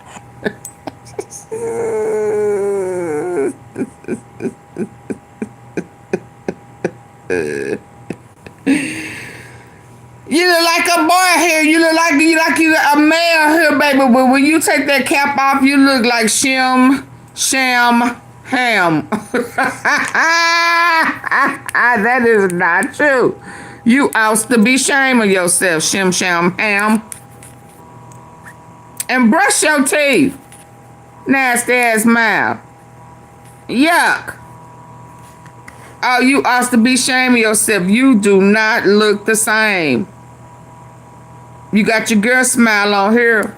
You need to, boy. I see why Charlie you Kirk, and that I'm having fraud, and tissy that actually attacks. I have the exact same security. You will recall that Tim just said a week ago that I have no security. Okay, this is Tim Pool a week ago. She is burning everything down, and she's gloating and smiling while she does it. And you know what you told me? She has no security. She doesn't deal with the we have to deal with. She's a piece of She has security, just not on the level of you. Oh yeah, the one fat guy you mentioned with no wall and no barrier in a suburban neighborhood with neighbors. She doesn't give two no one's out for her. She's lying about all of this. You told me you went to her house and she's got a 4-foot wall and one fat guy. And she doesn't give a about her security. So that was like Tim last Monday. This is Tim who said I had no security except for one fat guy, which I told you was not true. Now he's saying this. Take a listen. Okay, I'll say things that I probably shouldn't say, but I'm going to say, 'cause I always get super heated on this. Candace Owens has the same security team as... Let me back it up. I saw that I didn't. She's lying. She has the same Boy, security. shut up. Girl, I've been shut digging up. into this. I've been meeting with people and talking with them. And She's I lying. shouldn't say too much because there's more that's going to be coming out soon. Because rest assured, people are filing legal paperwork again. Everything down. He's just making up And stories. she's gloating and smiling while she does it. And you know what you told me? She has no security. She doesn't deal with the we have to deal with. She's a piece of She has security, just not on the level of you. Oh yeah, the one fat guy you mentioned with no wall and no barrier in a suburban neighborhood with neighbors. She doesn't give two no one's out for her. She's lying about all of this. You told me you went to her house and she's got a 4-foot wall and one fat guy. And she doesn't give a about her security. So that was like Tim last Monday. This is Tim who said I had no security except for one fat guy, which I told you was not true. Now he's saying this. Take a listen. Okay, I'll say things that I probably shouldn't say, but Okay, I'm another always lie. super heated on this. Candace Owens has the same security team as Turning Point and Charlie Kirk did. She's lying. She has the same security people. I've been digging into this. I've been meeting with people and talking with them, and She's I lying. shouldn't say too much. Well, you said she didn't give a shit about him. And hell, they let Charlie get unalive, so she don't have no security. Well, which one is it? Make up your mind. What difference does it make? I mean, she not lying, but what's your point? What's your point? Why you mad? You mad because she getting close? Are you mad because we gonna really see where you get your wig, your lace front wig from? I mean, why you mad? Why you hitting the table? Why you growling? Why you growling and you ain't brush your damn teeth? What we doing? Huh? She's lying about all of this. You told me you went to her house and she's got a 4-foot wall and one fat guy. And she doesn't give a about her security. So that was like Tim last Monday. This is Tim who said I had no security except for one fat guy, which I told you was not true. Now he's saying this. Take a listen. Okay, I'll say things that I probably shouldn't say, but I'm going to say, 'cause I always get super heated on this. Candace Owens has the same security team as Turning Point and Charlie Kirk did. She's lying. She has the same security people. I've been digging into this. I've been meeting with people and talking with them. And I shouldn't say too much because there's more that's going to be coming out soon. Because rest assured, people are filing legal paperwork against her. Candace has the same security team or has used the same security companies and the same security personnel as Charlie and Erika did. So when she comes out and is questioning them, she is lying outright. Now, I've invited many of these people to come on. We'll see what happens. Well, how is she lying when they can. outright? Whether she used the same ones or not. If she's finding problems in them, why is she lying right out? I mean, whether she used the same ones or not. If she finding some discrepancies, she's finding some discrepancies. I mean, it don't make sense what you're saying. Your rants don't make sense just like your hairline don't. Your rants don't make sense just like your teeth. What color are they today? What was that? Yeah, please stop grunting and showing your growling and shit, showing your teeth. Take your hat off. Stand up in your man piece. Yeah. That's what you do. Show us that hairline. I mean, all the way around. Show us that. Prove that. Charlie and Erika did. So when she comes out and is questioning them, she is lying outright. Now, I've invited many of these people to come on. We'll see what happens. We'll see when they can. The issue is, the moment Candace goes on her show to millions of people and lies, litigation begins. And what happens when litigation begins? People don't do interviews about it. People don't do litigation for lies. She is to keep people wrapped up in this insanity. Wait time is People lie every day. You lying now. Unwelcome. Only person gonna get sued is your hairstylist. Tim versus Tim, undefeated. And what I will also say is that's all a lie. It's almost like they have just sent a call, like they're getting too close and just said, I don't care what you write. I don't care if it's complete fiction. Make it believable. Say her husband beats her. Say her, it's coming after my husband. They're coming after me and they're making stuff up. I have never employed the same security team as Charlie Kirk, ever. We went our separate ways early, actually it's obviously been publicized, before he had Schaefer Security. And Schaefer Security, which was run by Greg Schaefer, who has issued a public statement, they had Dan Flood and Brian Harpool working for them initially. I told Charlie I did not like the security apparatus. I got my own security separate from Charlie from the very beginning, okay? That's a fact. It just is a fact. There's no way to undo that fact. Trying to do this strategy of you're gonna get sued is just threatening somebody. If there was any truth to that, you can't just file legal paperwork. You have to send a cease and desist. You have to say, something you said on your show was untrue. Can you please correct this, okay? And if I ignore that, as I did with Brigitte because I told the truth, as I did with Kim Clasey because I told the truth, then you have the grounds to file something. We have received no cease and desist from Charlie's Security whatsoever. Over what? I mean, the audacity that you're filing a lawsuit and someone got murdered on your watch because I accurately said that the Brian Harpool, the message he showed belonged to Dan Flood. It did. And that they didn't do a walkthrough on that day. They didn't. And if something I'm getting wrong and you'd like to show me that actually you did, send it over. We're only interested in getting the truth. And we're not getting it. We're certainly not expecting to get it from Tim Pool. That is crazy. That's just crazy town. But I do think that is right now the Zionist strategy. And that's why I want to encourage you guys to stay focused. Huachuca, which we're going to have a lot on tomorrow, because there is something there, and I think that caused a panic, as well as the Egyptian planes, which I am telling you go back, relate to Israel, and I will be able to prove that tomorrow for all of the naysayers. And again, it's only because this is how they act. If they always overreact, and then it lets us know that we are close. They are like an alarm. Absolutely. They are just an alarm. Absolutely. Something else that I wanted to show you, by the 478 people was in here. Please double tap the face of your phone device if that's what you're listening. It's just a tap. 1, 2, real quick. Let's go. Let's see the numbers go up. 336 people listening in, and the likes did not go up. Come on, y'all. We can do it. No, don't take your time. Come on, let's just hurry up. Let's get this finished and we can listen to something else. I'm an hour and 20 minutes in. Just like that. There's 3 dots at the top right corner. If you tap those 3 dots, it'll take you to the thumbs up. Come on, y'all. way, I thought we were not supposed to be doing live streams while we were speaking, but Turning Point, I guess, has their daily show, but that I didn't feel like that was communicated to me. It felt like a ceasefire, and then it got violated. But they had an interesting conversation on their show yesterday, on the Charlie Kirk show, about this trial, the upcoming trial, about Tyler Robinson, and here is what they had to say. Take a listen. Mountain Performance TV is the hardest working software in television. Get started today at mountain.com. Why do we do it?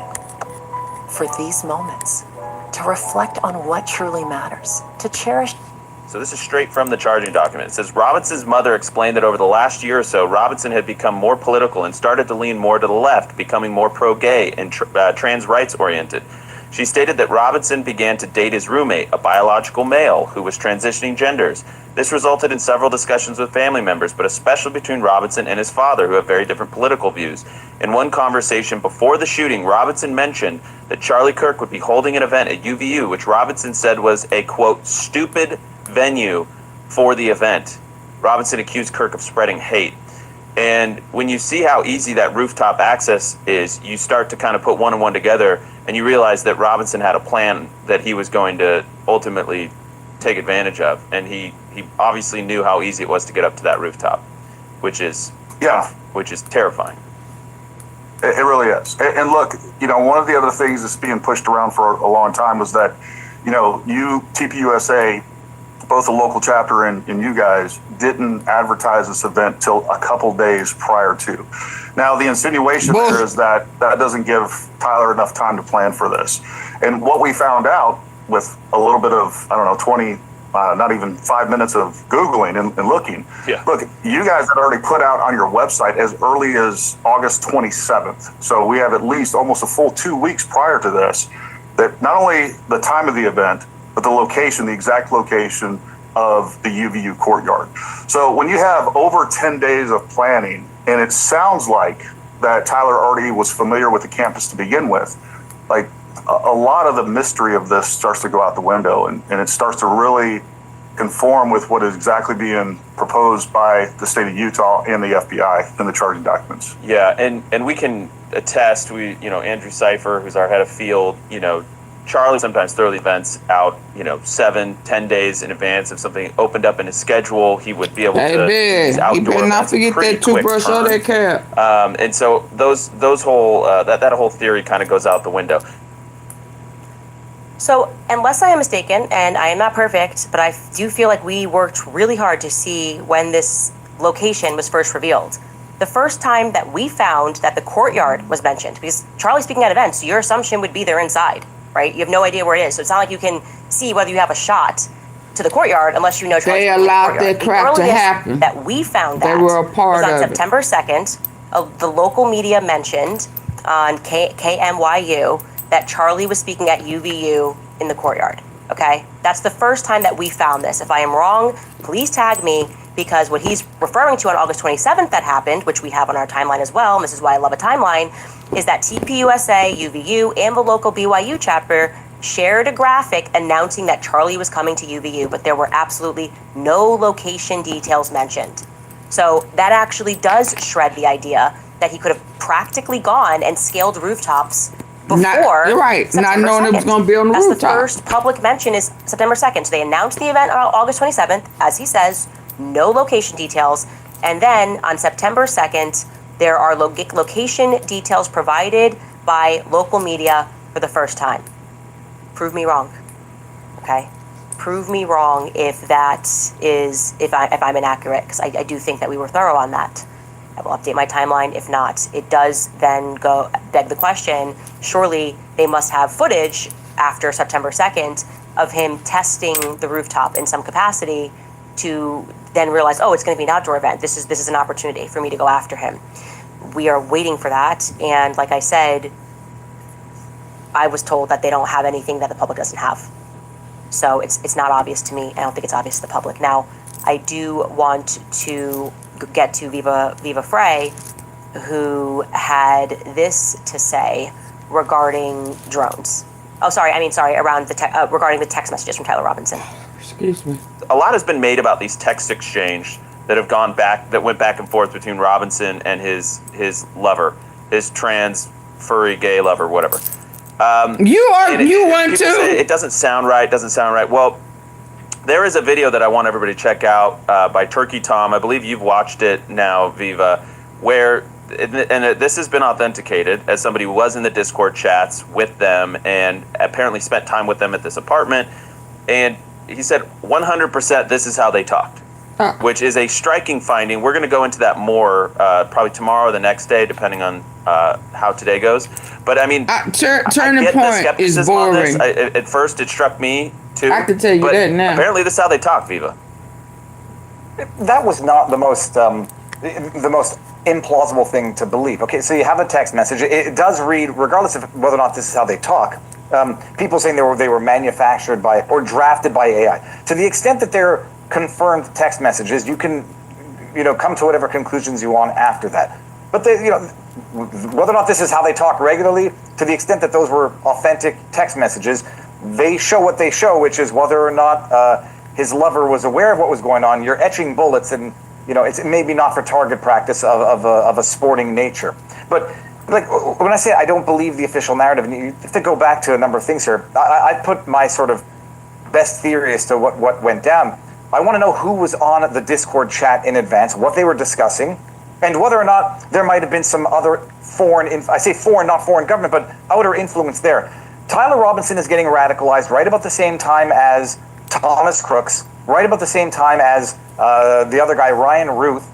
He's being radicalized at a politically relevant period of time, right around the same time, oddly enough, as the alleged suspect in the January 6th pipe bomber. A time frame where political violence is potentially very useful in for the upcoming election. So the time frame of the radicalization is very interesting. To see whether or not he was on anybody's radar beforehand, we don't yet know that, and why there would not be confirmation on that can lead to suspicion. You remember the old man, George Zinn, arrested for claiming to be the shooter the day of, and then gets busted for CP on his phone. Like, in my mind, if I'm making a plausible theory here, George Zinn was probably on some Discord chat with a bunch of young perverts, and he's an old pervert, and he's getting off doing whatever they do on those chats. He knows what's going down. He shows up there and thinks he's going to be some useful decoy or distraction for Tyler Robinson because they know what's going down. Hey, sassy lady. That's my theory. But, it is the absence of total disclosure, the total lack of faith that anybody has, not just in the FBI per se, but in any state law enforcement. Nobody has any faith in our institutions anymore, and it leads people to go from healthy skepticism to just not believing it, to concocting the most outlandish conspiracy theories imaginable. But then those text messages, you can understand how they will cause people to come to those types of conclusions. And allegedly, the rumors are Kash Patel, getting mad at Tulsi Gabbard and Joe Kent for trying to look into a potential terrorist angle to this also does Thank you, Mrs. Tom. To foment faith in the system. Look, I think it's what he's saying there is perfectly valid, and we can all surmise about what we think happened that day. We can also ignore the fact that I broke the story that the nurses were told at Utah Valley which treated George Zinn, everyone's just ignoring the things that I broke. She has no evidence, but he told the nurses that he was paid to do that. So whatever, we can all theorize, which we're going to do in the absence of any concrete facts. But I will say it's good that Turning Point is at least giving that air, right? I feel before, I think that might even be the first time Andrew that has expressed that he thought that those messages were weird initially. That's good. That's what people want. They want fresh air at Turning Point USA. They want different perspectives. They want to feel like you're willing to have a conversation, and that at least you're going to defend people when they're being called liars when they're telling the truth about something. That would feel more authentic, I think. And so I am, just to say this, very happy that we are on much better feet and that we have opened the lines of communication. I do genuinely think that Justin Stripe did a great job reffing that conversation yesterday. And I also do want to shout out Megyn Kelly, because we were trying to make this happen in the background really since Blake Neff fumbled the first invite. And thank you, that's in large part because of you guys at home that were like, what the F was that? And I think that they got enough flack that they were like, okay, we got to fix this.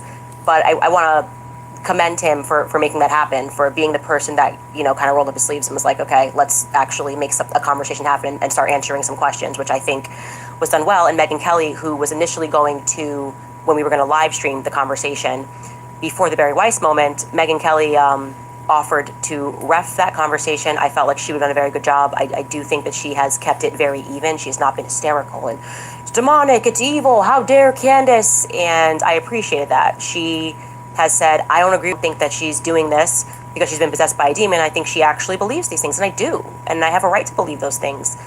And I don't feel any differently about the people that I mentioned on the show that I think are shady at Turning Point USA. And with time, we'll see whether or not I was right. I think that's really what it comes down to. But all around, definitely a productive conversation. I know it's 4 hours, so more things will come to my mind as they become relevant. But I think that's a good pause for right now. We'll throw to some of our sponsors. All right, you guys. So for many families, the holidays means excitement and also a little bit of stress between gifts, travel, and kills parasites and aggressive. Meet our TurboTax experts in person and let them do your taxes for you. Now this is taxes. On Christmas morning, if your kid wakes up to 630 people in, please hit the like button. Simply flushes them from your system. Purge. Of course, we have our We Don't Know But We Know merch, and we have our direct quotation from Charlie Kirk, and that's why we're doing it. Again, it's the holiday season, so go ahead and run and get that. Top comment from last episode. You better keep asking questions because it's the only thing that keeps us free. That is a direct quotation from Charlie Kirk, and that's why we're doing it. It does keep us free, and we're all sensing the squeeze. It's like they just want our speech. They want to purchase rational thinking. We can't allow that to happen. Okay, from this episode, Curbster writes, I am praying that our girl is playing the ultimate long game while staying true to her convictions and true toward all of us who have backed her and Charlie from the beginning. I am praying that God keeps you strong, righteous, and faithful in every step that you take. May God save America and protect us all. I want to say this to you guys just plainly. If I was going to sell out, it would have happened in the last 2 years, okay? Those offers were made, those threats were made. I hope you have seen what I have gone through to keep myself, really. I was fighting to stay me, and it was hard, and that it made me really appreciate the fact that we do live in a matrix and every element is controlled, and that is why they are vicious right now with making up things about me and my family, because now that I chose freedom, they hate that I have freedom. They hate that there's no more threats to make, right? So they're just embarking on this fan fiction campaign, but especially for the people that I care about in life, right? Especially for people whose heads I have held up, who have held up my head through really hard times like Charlie did, that I would just sell out to like the highest bidder and go, oh, okay, well, you know what, BB offered me a lot of money, so I'm going to stop talking about this, and I'm no longer going to explore this angle, or I'm going to, to repeat to you guys, it was definitely Tyler Robinson. It's just not in my character. I have always been the kind of person that knows that it's not worth living life that way. My whole spirit would be corrupted. I couldn't do it. I struggle with people that can do it. I struggle seeing people who have so obviously sold their souls on the internet. It's the very devil. Central 848 writes, Candace, please look into the possibility that Charlie was electrocuted and that the hole in his neck was made by the currents passing through his necklace and out of his throat. The images of his charred hands are conclusive and compelling. Please, for the love of God, look into this. I did watch that video that Baron Coleman put together.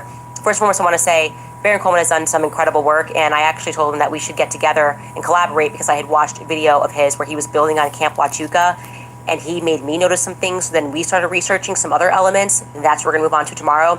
I can tell you definitively, that's a weird camera angle. They do look charred in the photos that he showed, but I can tell you that his hands were not charred when he was buried.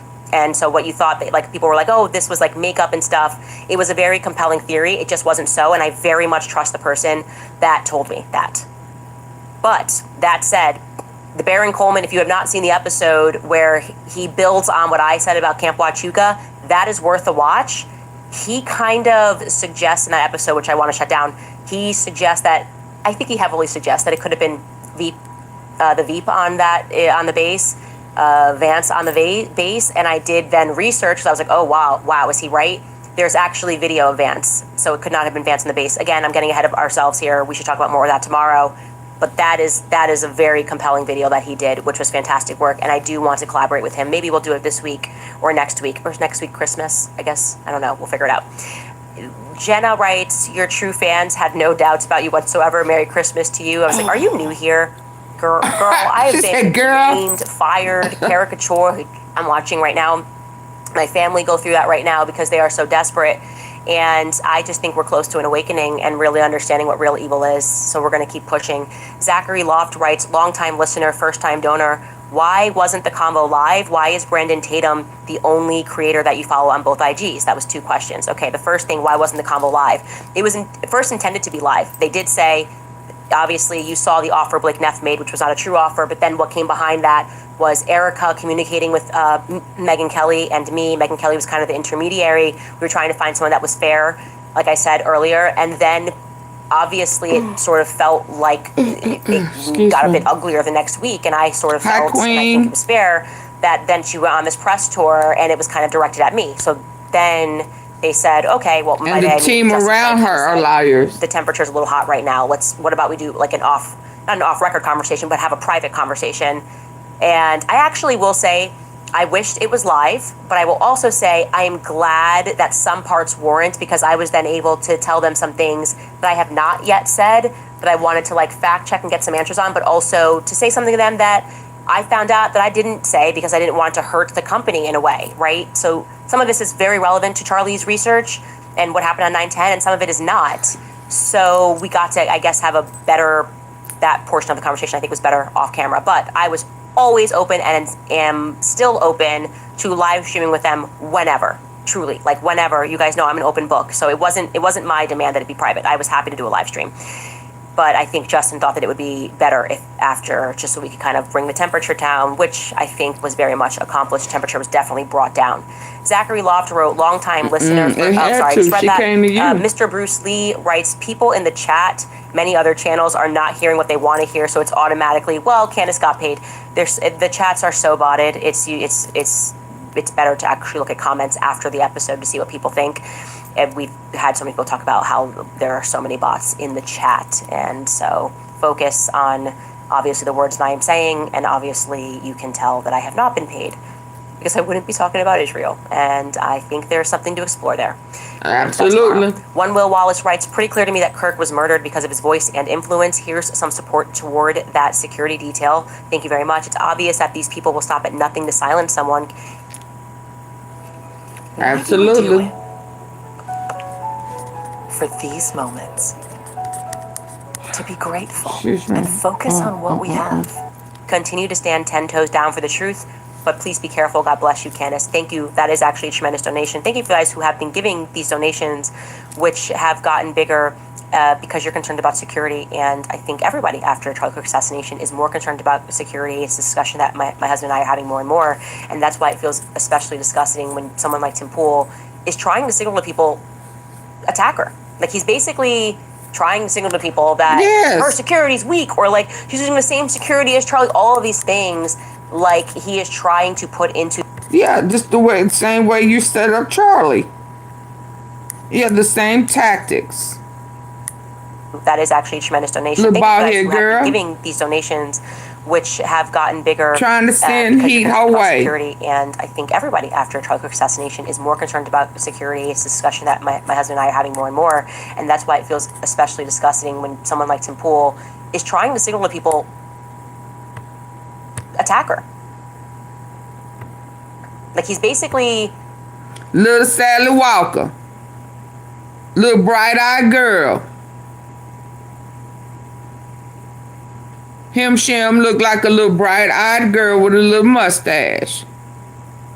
Yeah, little fuzzy. Little fuzzy hair. Thank you, Queen. And you trying to send heat her way. Like a bee.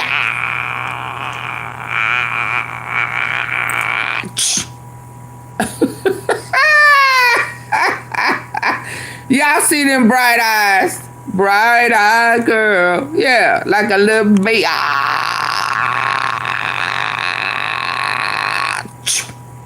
Yeah, stop that. Grow up, little girl. Him, shim, ham. Cam. Trying to signal to people that her security is weak, or like she's using the same security as Charlie. All of these things, like, and it don't even make no sense. Into the air that he wants me to be attacked. That's how I'm taking this. Because why is he making my security a theme on his show? I don't trust that at all. Cause Shim slow. Rio Bays writes, how would Erika and the feds not see those messages? That makes zero sense to me. I think you're referring to the messages that Charlie got the night before. Yeah, we didn't discuss whether the feds had received those messages. I will say that. We did not discuss that. But we did discuss, she obviously said that she did not see those messages. So I'm going to read the rest of your comment. How would Erika and the feds not see those messages? That makes zero sense. Erika, Brian Harpole, and so many others caught in these lies. This is what you fished for. Why go soft? That doesn't make sense. Also heard that we're chilling with TPUSA members at Tucker's party. That's another more fan fiction. I have no idea what that was about. You're referring to a person who went and said that Candace was hanging out with TPUSA and Tucker and Marjorie Taylor Greene at Tucker's Christmas party. To my knowledge, I did not see any Turning Point USA employees. I did not have a conversation with any Turning Point USA employees. To my knowledge, that I did not see them. It was a massive party. I had never had beef with Tucker. That's why I was at his Christmas party. And I've never had beef with Marjorie Taylor Greene. So yeah, I spoke to them. That's what I mean. It's like the attacks are just every second of every day accusing me of something. And the implication there was like I was like sitting on the side laughing and enjoying a beer with Taylor Farnsworth and Tyler Boyer. I am sure, because Tucker obviously has a good relationship with them, that there were some Turning Point USA employees. Hey, Denise, I didn't speak to them. Very interesting. I didn't speak to them. To my knowledge, I did not speak to them. So I actually responded and I said to the person, why don't you publish who you're talking about? You don't have to, like, everyone's like beating around the bush. Like, I can't say what I know about her security. Say it, because you're lying, okay? If you say you know something about how I'm actually secretly laughing with Turning Point USA, speak plainly. Skechers call it out. Give for everyone. You call out mess. Hands-free holiday with call out the truth. I love it. Pinpoint it. Product show receipts. We like receipts. This is the only lip product. We like receipts. I have nothing to hide. I am not the person who's playing any games right now. So if you're going to call me out, go all the way. Okay? Go max on calling me out. Because if I'm a fraud, the public sure as hell deserves to know it. And you're not going to find me in a situation like that. Isabella Mazzone writes, can you elaborate more about Charlie and his journey to Catholicism? Did Erika confirm that? I am going through a journey with Catholicism as well, and I think that they should be honest about that. Look, obviously Erika confirmed it. I was always telling the truth, and that was one of the first things I said. I was like, what was that weird Alex Clark thing? I was being attacked for no reason, and then I get these people doubling down on it, and I know that they know that it's true that Charlie was going to Mass. And I can't speak on whether he was close to converting. That's a conversation, like you said. Erika can speak on that, and there might be a time and a place for her to do that. I can only speak on the fact that I wasn't lying and that I was having those conversations with him, that he was attending Mass. And I do think, from what I've been told, that he was planning on signing up and starting that process, but I did not personally have that conversation with him, so that's third party. The right person to speak about that would be Erika, and I do think she should. I think she should, because nobody was nastier to me than the Judeo-Christians, the evangelical crowd, because I told the truth about conversations that I had with Charlie about Catholicism. And none of them corrected the record. None of them said I'm sorry. None of them said I know what I was speaking about. They just kind of doubled and tripled down on attacking me, which is a repeat theme. I'm always being attacked for telling the truth, and I just keep telling the truth. So, yeah. What's the lie? Where is the lie? Where is the lie? Show me the lie. Lastly, Lamp writes, how come Qatar is always used as the go-to punching bag by the media? Why does Qatar never even push back? And Qatar seems to never attack Israel in a war of aggression or any sort of attack. Have they ever even done anything negative toward Israel? Well, you know, Qatar recently came out and said, yeah, we work with Hamas because Israel and the United States asked us to. They asked us to play the intermediary. And now we are being attacked for doing what they asked us to do, which sounds like the most absolute United States Israel thing ever, is to ask people to help you and then to be like, oh, I'm so horrified by what they're doing. And I 30K, what's 30K? I don't understand the weird Qatar thing. Like I said, I would take Qatari money. I would. They haven't called me. It's deeply upsetting. I don't understand what I'm doing wrong, what I'm getting wrong, what I can do better to make them call me. I would be Money trucker, totally 30K. one of those people that's in the commercials. Have you seen, like, Qatari Airlines is supposed to be amazing, apparently. And I'd be in a commercial for Qatari Airlines. I don't mind somebody making that NAI video and maybe sending that over to the Qatari embassy. And talking about the 50K subs? I am open to being paid by Qatar. So I don't get it. I don't know why Jared Kushner and Zionists are allowed to go to Qatar, which happened recently, and do deals with them, but for some reason Candace and Tucker are not. It's just not fair. What do I have to do to be seen by Qatar? I guess it's a question for you. Got to put that red and white thing on your head. You got to put that red and white thing on your head. That goat cap. Ain't that a goat cap? A camel cap. A camel spit cap. Ain't that?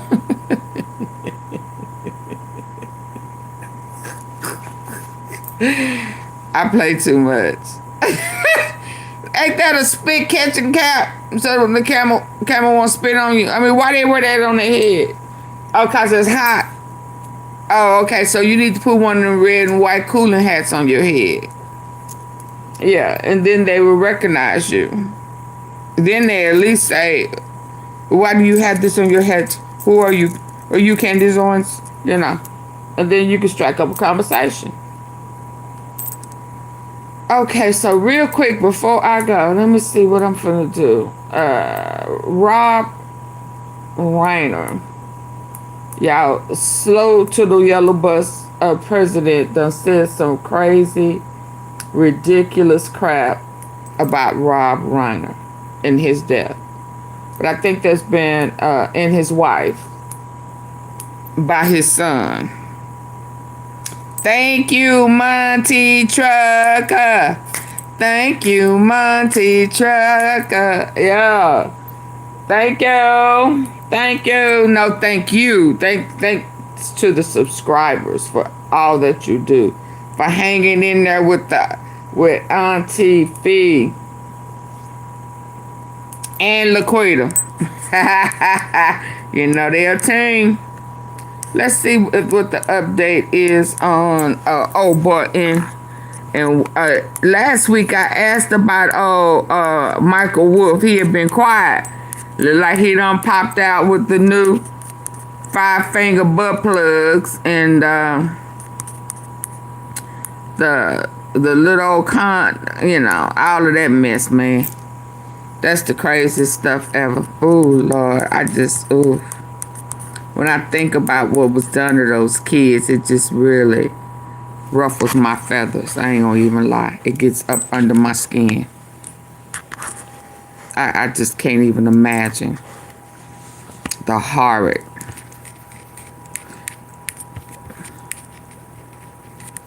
I know it's God bless them, protect them, and heal them. Let's hear this update on Meathead and his wife. On another great year. Thank you so much for your contributions. So, gifts, White Alex. So this is going to be an update on the homicide investigation of Rob Reiner. So this is going to be an update on the homicide investigation of Rob Reiner and Michelle Reiner. Can y'all hear? He talking low. Police Jim McDonald from Los Angeles Police Department and the District Attorney Nathan Hoffman.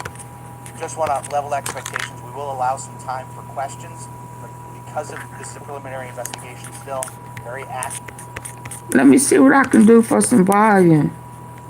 Cause that sounds low to me.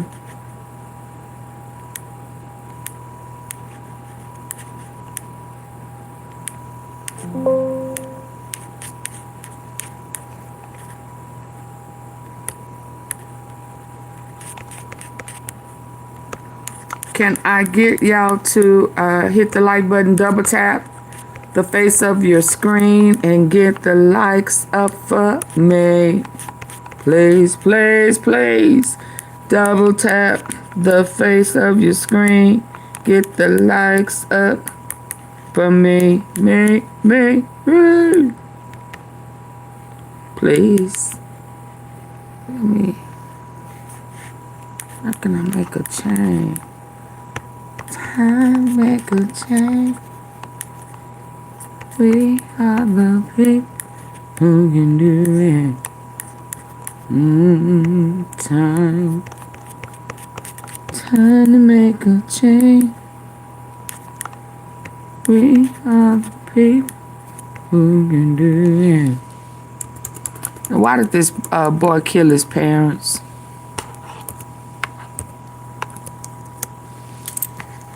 I know he has said something bad about Trump.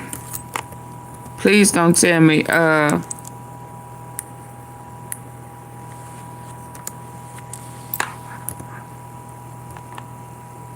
he was one of them MAGAs.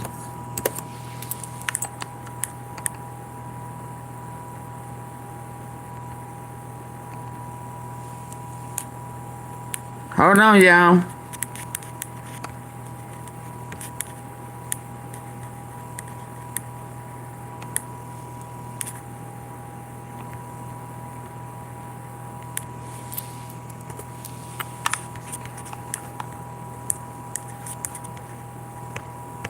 Y'all getting the likes up?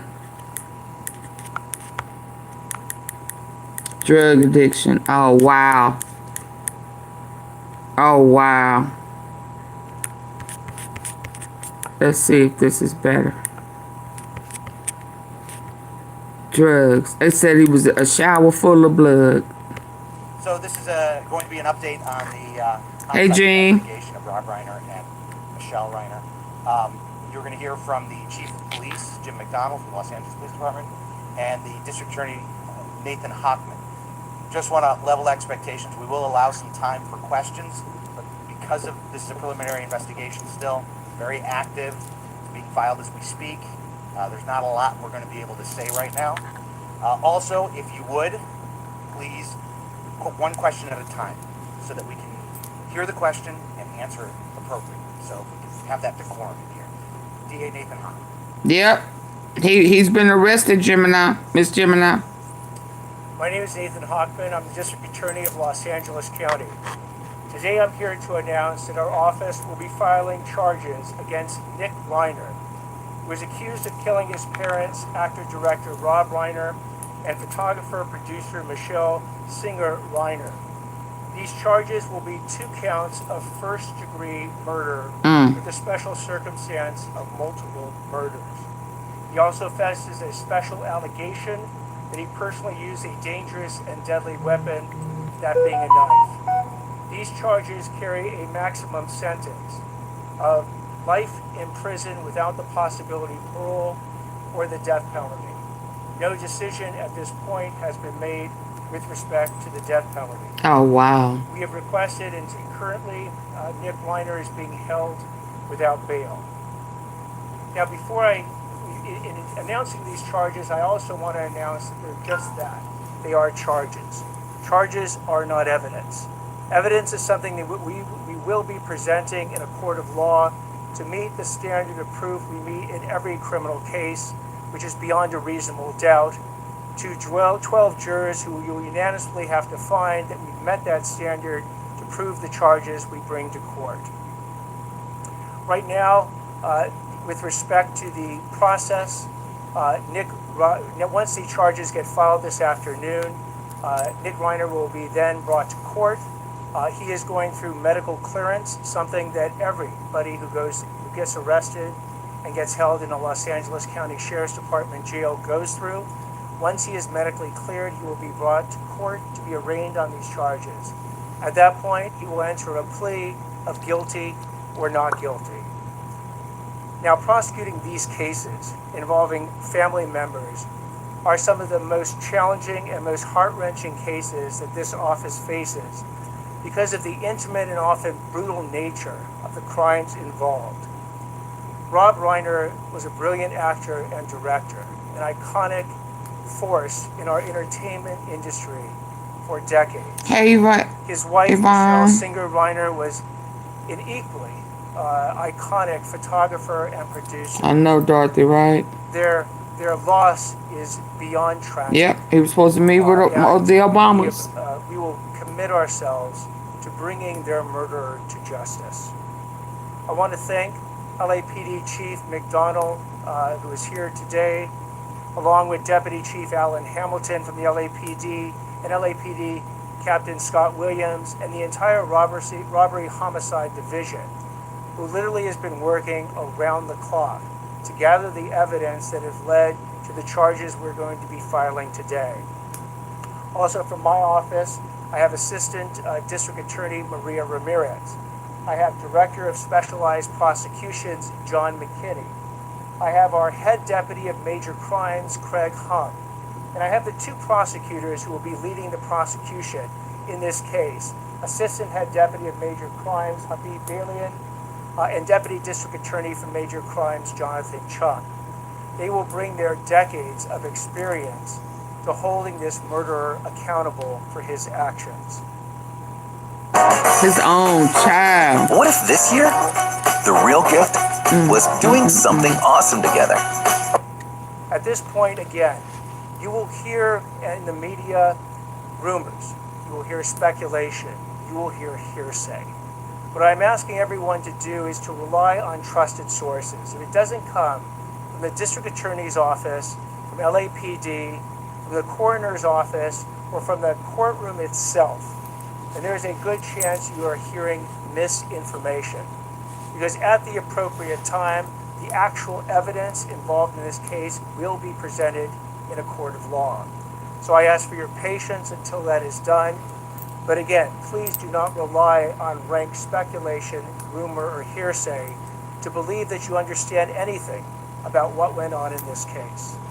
I'd now like to turn it over to Chief McDonald. Well, good afternoon, and thank you all for being here today. And it's with deep sadness that I address the tragic loss of Robert and Michelle Reiner. On December 14, 2025, LAPD officers from our West Los Angeles division responded to a death investigation at the 200 block of South Chadbourne Avenue, which is in the Brentwood section of Los Angeles. Upon entering the residence, they discovered the bodies of Mr. and Mrs. Reiner. Wow. Detectives from our Robbery Homicide Division Homicide Special Section immediately initiated a comprehensive investigation. The evidence gathered led to the arrest of their son, Nick Reiner, who was taken into custody later that night without incident in the Exposition Park section of our city. Today, the Los Angeles County District's Attorney's Office has formally filed charges against Mr. Reiner for the murder of his parents. This case is heartbreaking and deeply personal, not only for the Reiner family and their loved ones, but for our entire city. We extend our deepest condolences to all of those who were affected by this tragedy. I want to take a moment to recognize and thank our criminal justice partners, the District Attorney's Office led by D.A. Hochman, and everyone who worked tirelessly on this investigation. Their swift action, professionalism, and commitment to justice have been instrumental in bringing clarity and accountability to this case. The LAPD remains steadfast in our mission to protect life and uphold justice. We will continue to support the Reiner family and ensure that every step forward is taken with care, dignity, and resolve. Thank you. Sad, yes, sister. Yes, right here in the front. I was shocked when I heard about this last night. I remember all me head. Yeah. So special circumstances is a situation where Those one were of the the enumerated days. factors that lead to elevating in some ways a first-degree murder case to a special circumstance first-degree murder case occurs. One of those special circumstances is called multiple murders. Here we have two, and it qualifies under the definition of multiple murders to allege the special circumstance in this particular case. Let's start over here.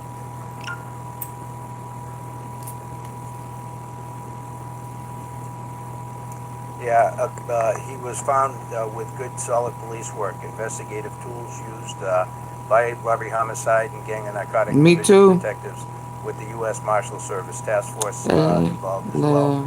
So we're thankful for the work that was done. I He won't was go into still talking living about at what was home found with his or anything that parents. could potentially taint the investigation. Oh wow, they didn't want to see him on the streets anymore. Dealing with drugs and mental health. Oh wow. No, thank you again. That's another question I can't touch.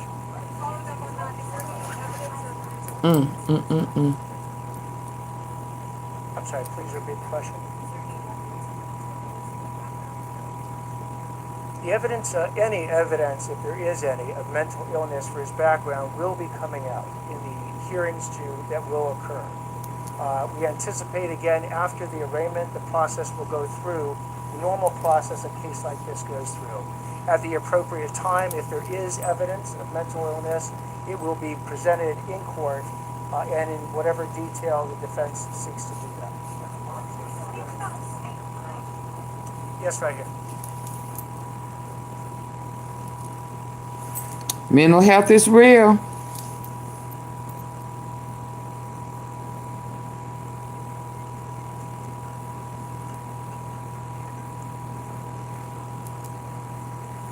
We don't anticipate any significant delay more than is involved in a first-degree murder case with special circumstances.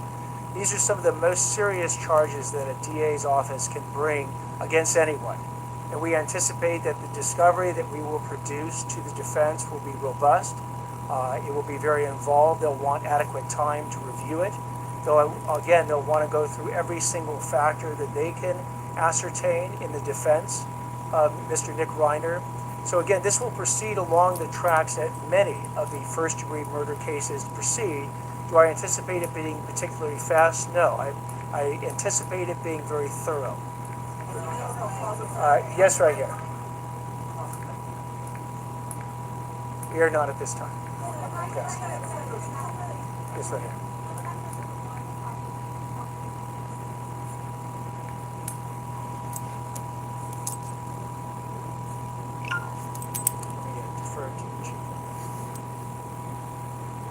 Hi, Deputy Chief Alan Hamilton, Chief of Detectives. We don't have any specific information we're going to release at this time regarding the family's information they provided.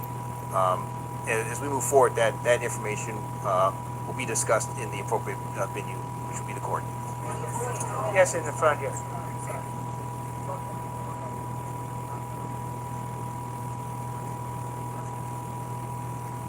Tasty Trade's active trader interface makes futures markets your arena. Built for the bold, not the bored.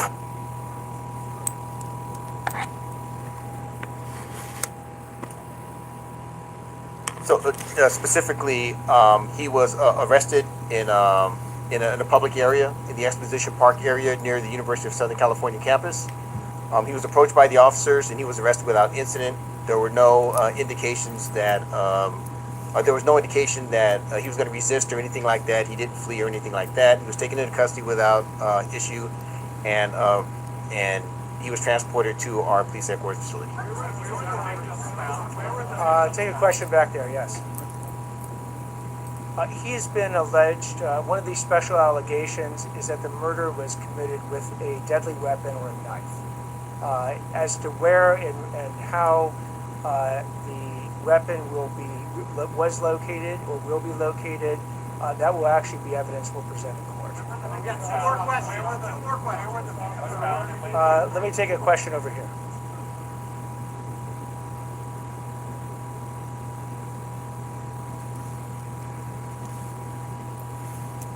I can't hear nothing. I'll defer to the chief. I'm sorry, we don't have that kind of specificity yet. We're waiting the coroner to be able to try and determine as best they can at this point in time of death.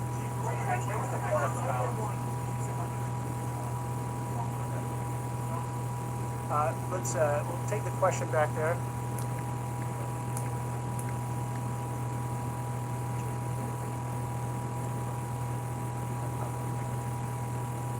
Okay, so in terms of how the Los Angeles Police Department became aware, it was a request from the Los Angeles Fire Department, who responded to the scene first. We responded to their request for assistance at the scene of the incident. Our initial West LA officers that responded determined that a crime had occurred, and they immediately notified our robbery homicide division. They've responded. Robbery. And, they've taken over the investigation since that point. Thank you, everybody. We'll take one more question. I'll take it right here.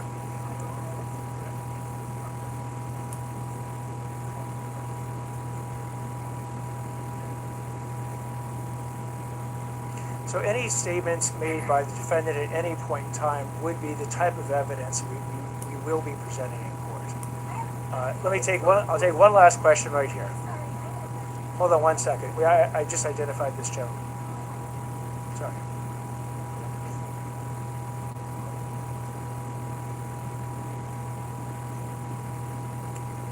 We do not have the estimated time that it will take. We know that they're working on it expeditiously, but as to when they deliver it, we do not have that estimated time. I'll take that one last question back there.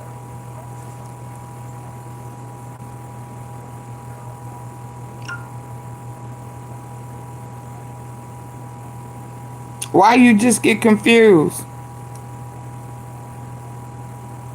I heard robbers, homicide. In these cases, like any of these cases, we will take the thoughts and desires of the family into consideration in making our decision.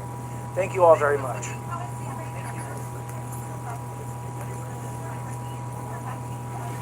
Okay, y'all. I will see y'all soon. Let me go unwind. High IQ minds analyze. Let me see something right quick before I go.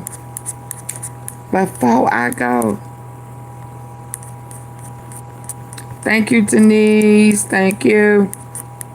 Thank you, Denise. Thank you.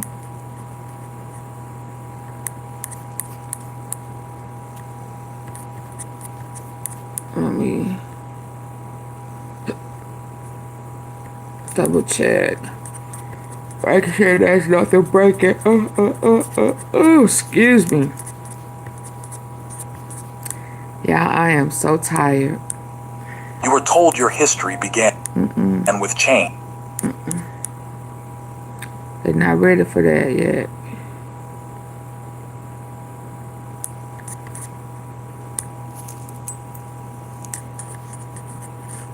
Hold on. Hold on. Good night, precious.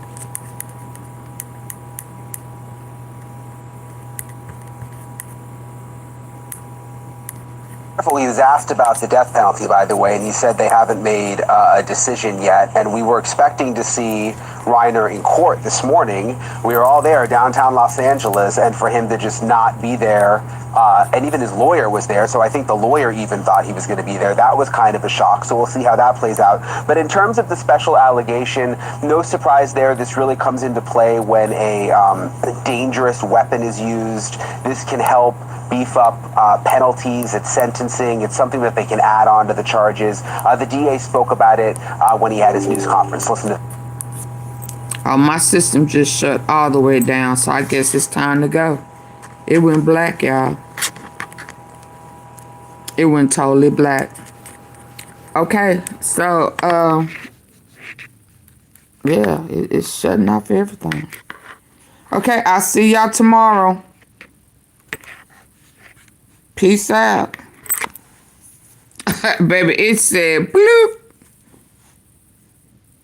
I'm scared to show y'all because y'all may get a glare. Okay, good night.